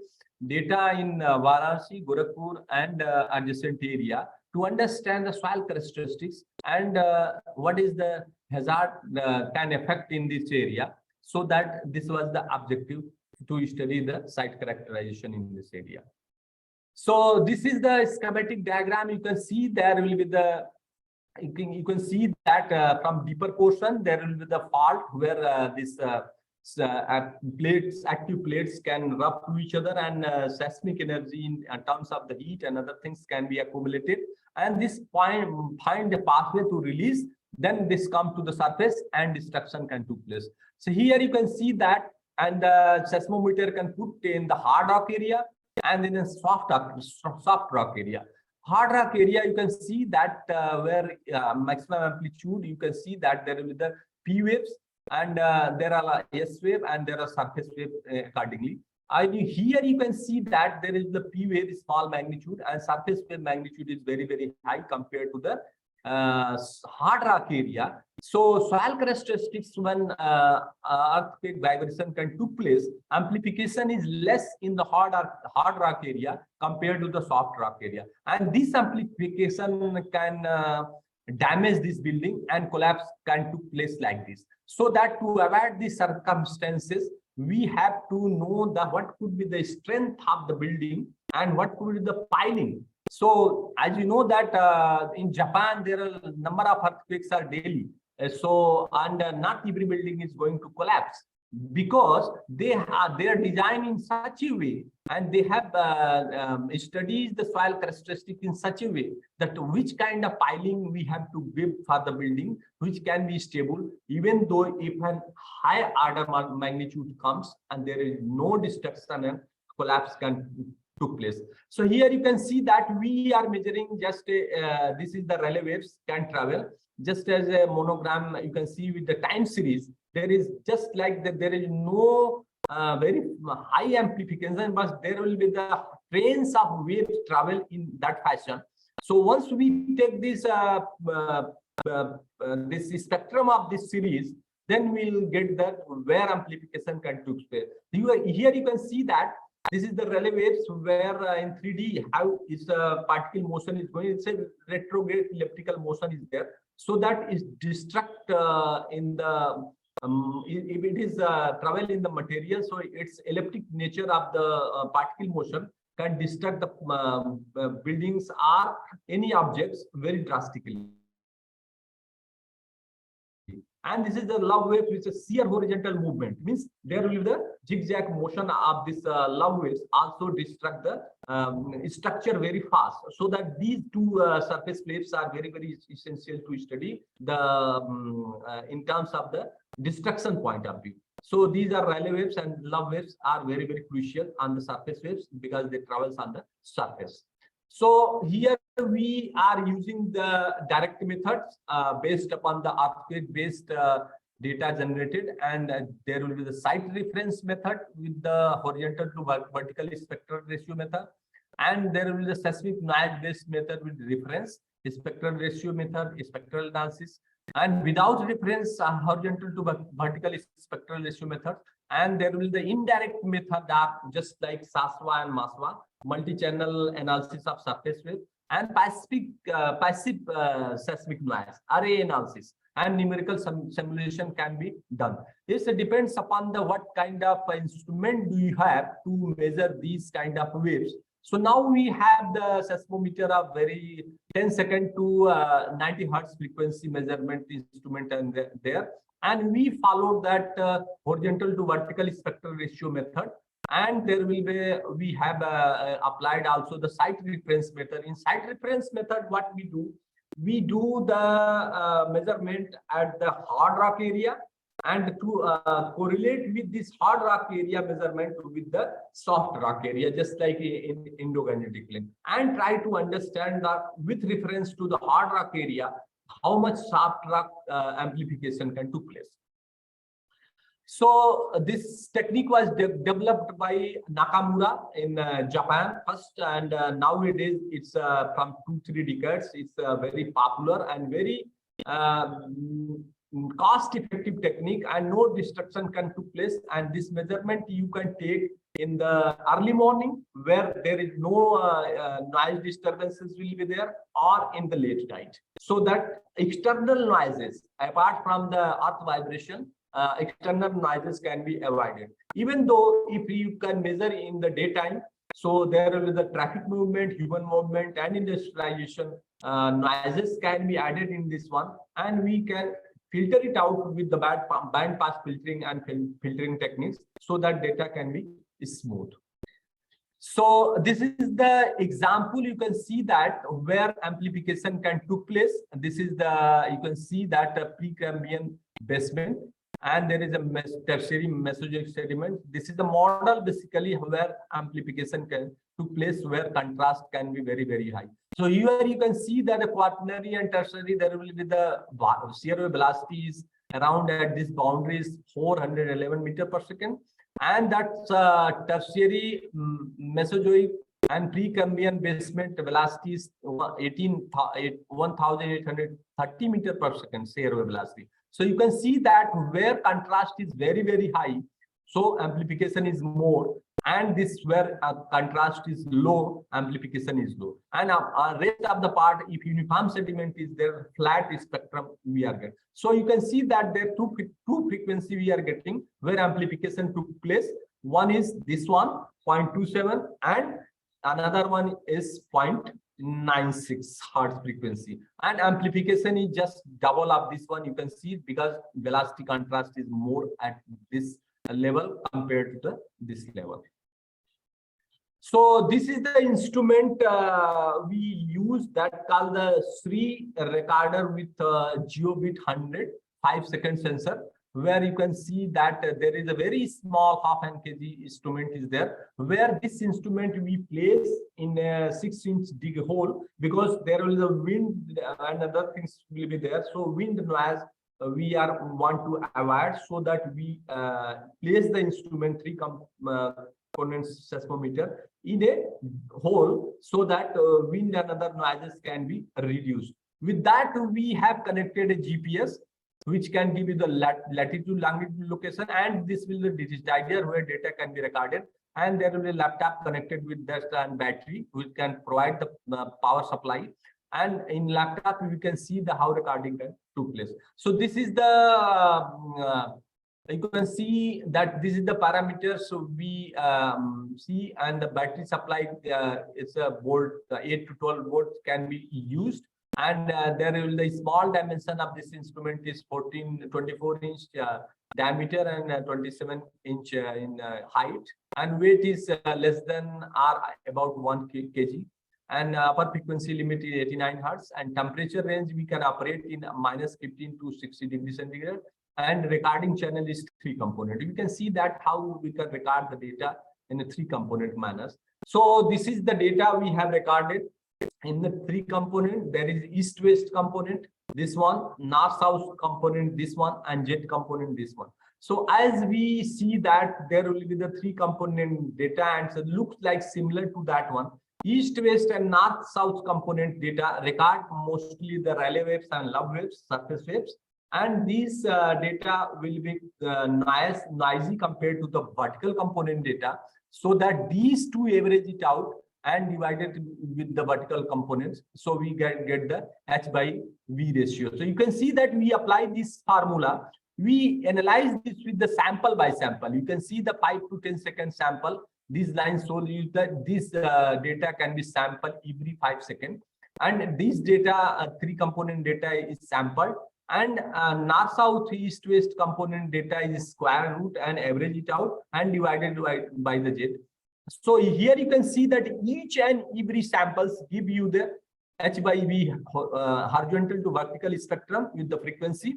And here you can see that we average it out with the solid line. And this is the 1% deviation, standard deviation dotted line plus and minus. So to avoid this one zigzag nature of the each and every spectrum of the 5 seconds, we have just take the average it out, and there will be the standard deviation. Here you can see one contrast can took place at 0.45 hertz frequency, where amplification is 8, and there is another contrast can took place where is frequency less than 2 hertz, where you can see the amplification of this compared to this one is 2-3 times more than that one. Means this is could be the alluvium basement, Above that, there will be loose kind sediments, and apart from the this one, there will be the hard rock area. And after this one, this kind of flat response are got, and that is due to the higher frequency. There will be no amplification took place in that area. So this is the one area we have chosen first in the Mirzapur area, which is the Vindhyan rock, basically hard rock area. You can see this is the noise data can be recorded east, west, north, south. Yes, please. So this is the east, west, north, south, and vertical component data is there. And horizontal to vertical spectral ratio we have calculated, and you can see that in the hard rock area we have calculated, and flat responses are getting at the 10-meter height piling of this area where roads are newly constructed and measurement can took place, and you can see that how amplification is very high at this frequency of less than 2. Yes, please. Sorry to interrupt you, Mitra. Can you please conclude the event? Okay. We are running short of time. Yeah, I know. So this is the measurement in Varanasi we can took place, and these are the RA measurements where we can derive this shear wave velocity. And this measurement, you can see the amplification in the Indo-Gangetic plain is about 0.4 to 0.45 hertz. Frequency and amplification is quite high, so that this area is full of alluvium, and there will be the several hundred meters of the alluvium sediment in that area. So this is the important findings of this area. Is a predominant frequency. You can see that this varies from 0.37 to 0.67, means where amplification is more, that frequency range is quite lower, and this is the amplification. And vulnerability index, you can see this one, this varies from 71 to 5 to 550 index is given. So if this whole area is vulnerable if the higher magnitude of quakes comes in this area, because vulnerability index greater than 10 is known as the vulnerable area. So this is the array measurement. You can see that there is 2-layer case we have find out, and this is correlated with the well data available, and that is matching with the contrast at this level. So this is the microtumor measurement. We have around 500 data points collected, and SPT measurement and array measurement can be done in the Gorakhpur city, and maps are prepared. You can see that this is the frequency, amplitude, and vulnerability maps are presented in this area, and this reports and the results is submitted to the Ministry of Earth Sciences for the further engineering purposes. And this is the 1D velocity model have been performed with the joint inversion of the H/V spectral ratio and FK analysis, and you can see that there is the several 3-layer cases of the contrast we have find out of shear wave velocity. And this is the inverted results where we can see that the spectrum curve, and we have inverted this curve to get the velocity. And the contrast will show you that where hard rock present, and we'll get the contrast in this area. So this is the overall shear wave velocity we are getting from the inversion, forward modeling, and SPT measurement. And these are nicely correlating to each other, and these velocities are very much reliable because they are corresponding to each other. So this is the salient features what we have derived, that the fundamental frequency of alluvial soil in the Varanasi Gorakhpur city is found varying from 0.4 to 0.6 hertz. The high amplitude variation in the range of 5.6 to 11.40 clearly indicate that the study area full of soft soil deposit of thick sediment. This indicates that the thickness of the upper soft soil is very deep and several hundred meters.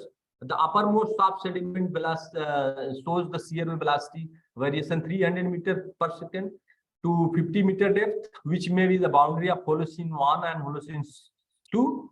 Further velocity more than 1600 meters per second till 100 meter depth was observed. And this is the overall findings of this studies. Thank you very much. Thank you, sir, for your presentation.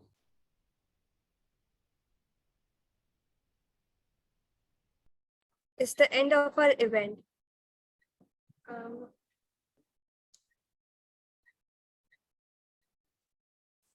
A special thanks to all our distinguished speakers, to your insight, expertise, and narrative that have not only enlightened us, but have also sparked numerous conversations and ideas.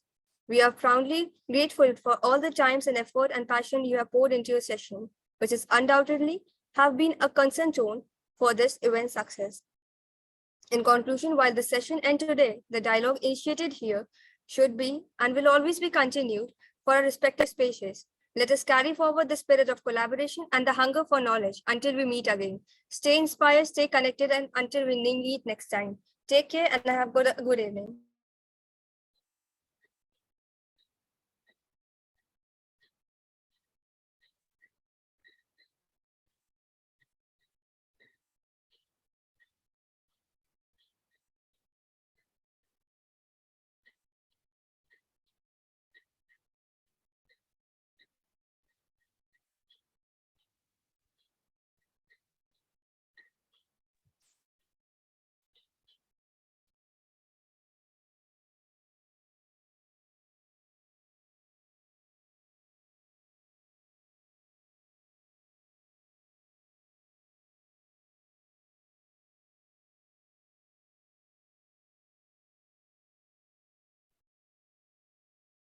I hope there are no.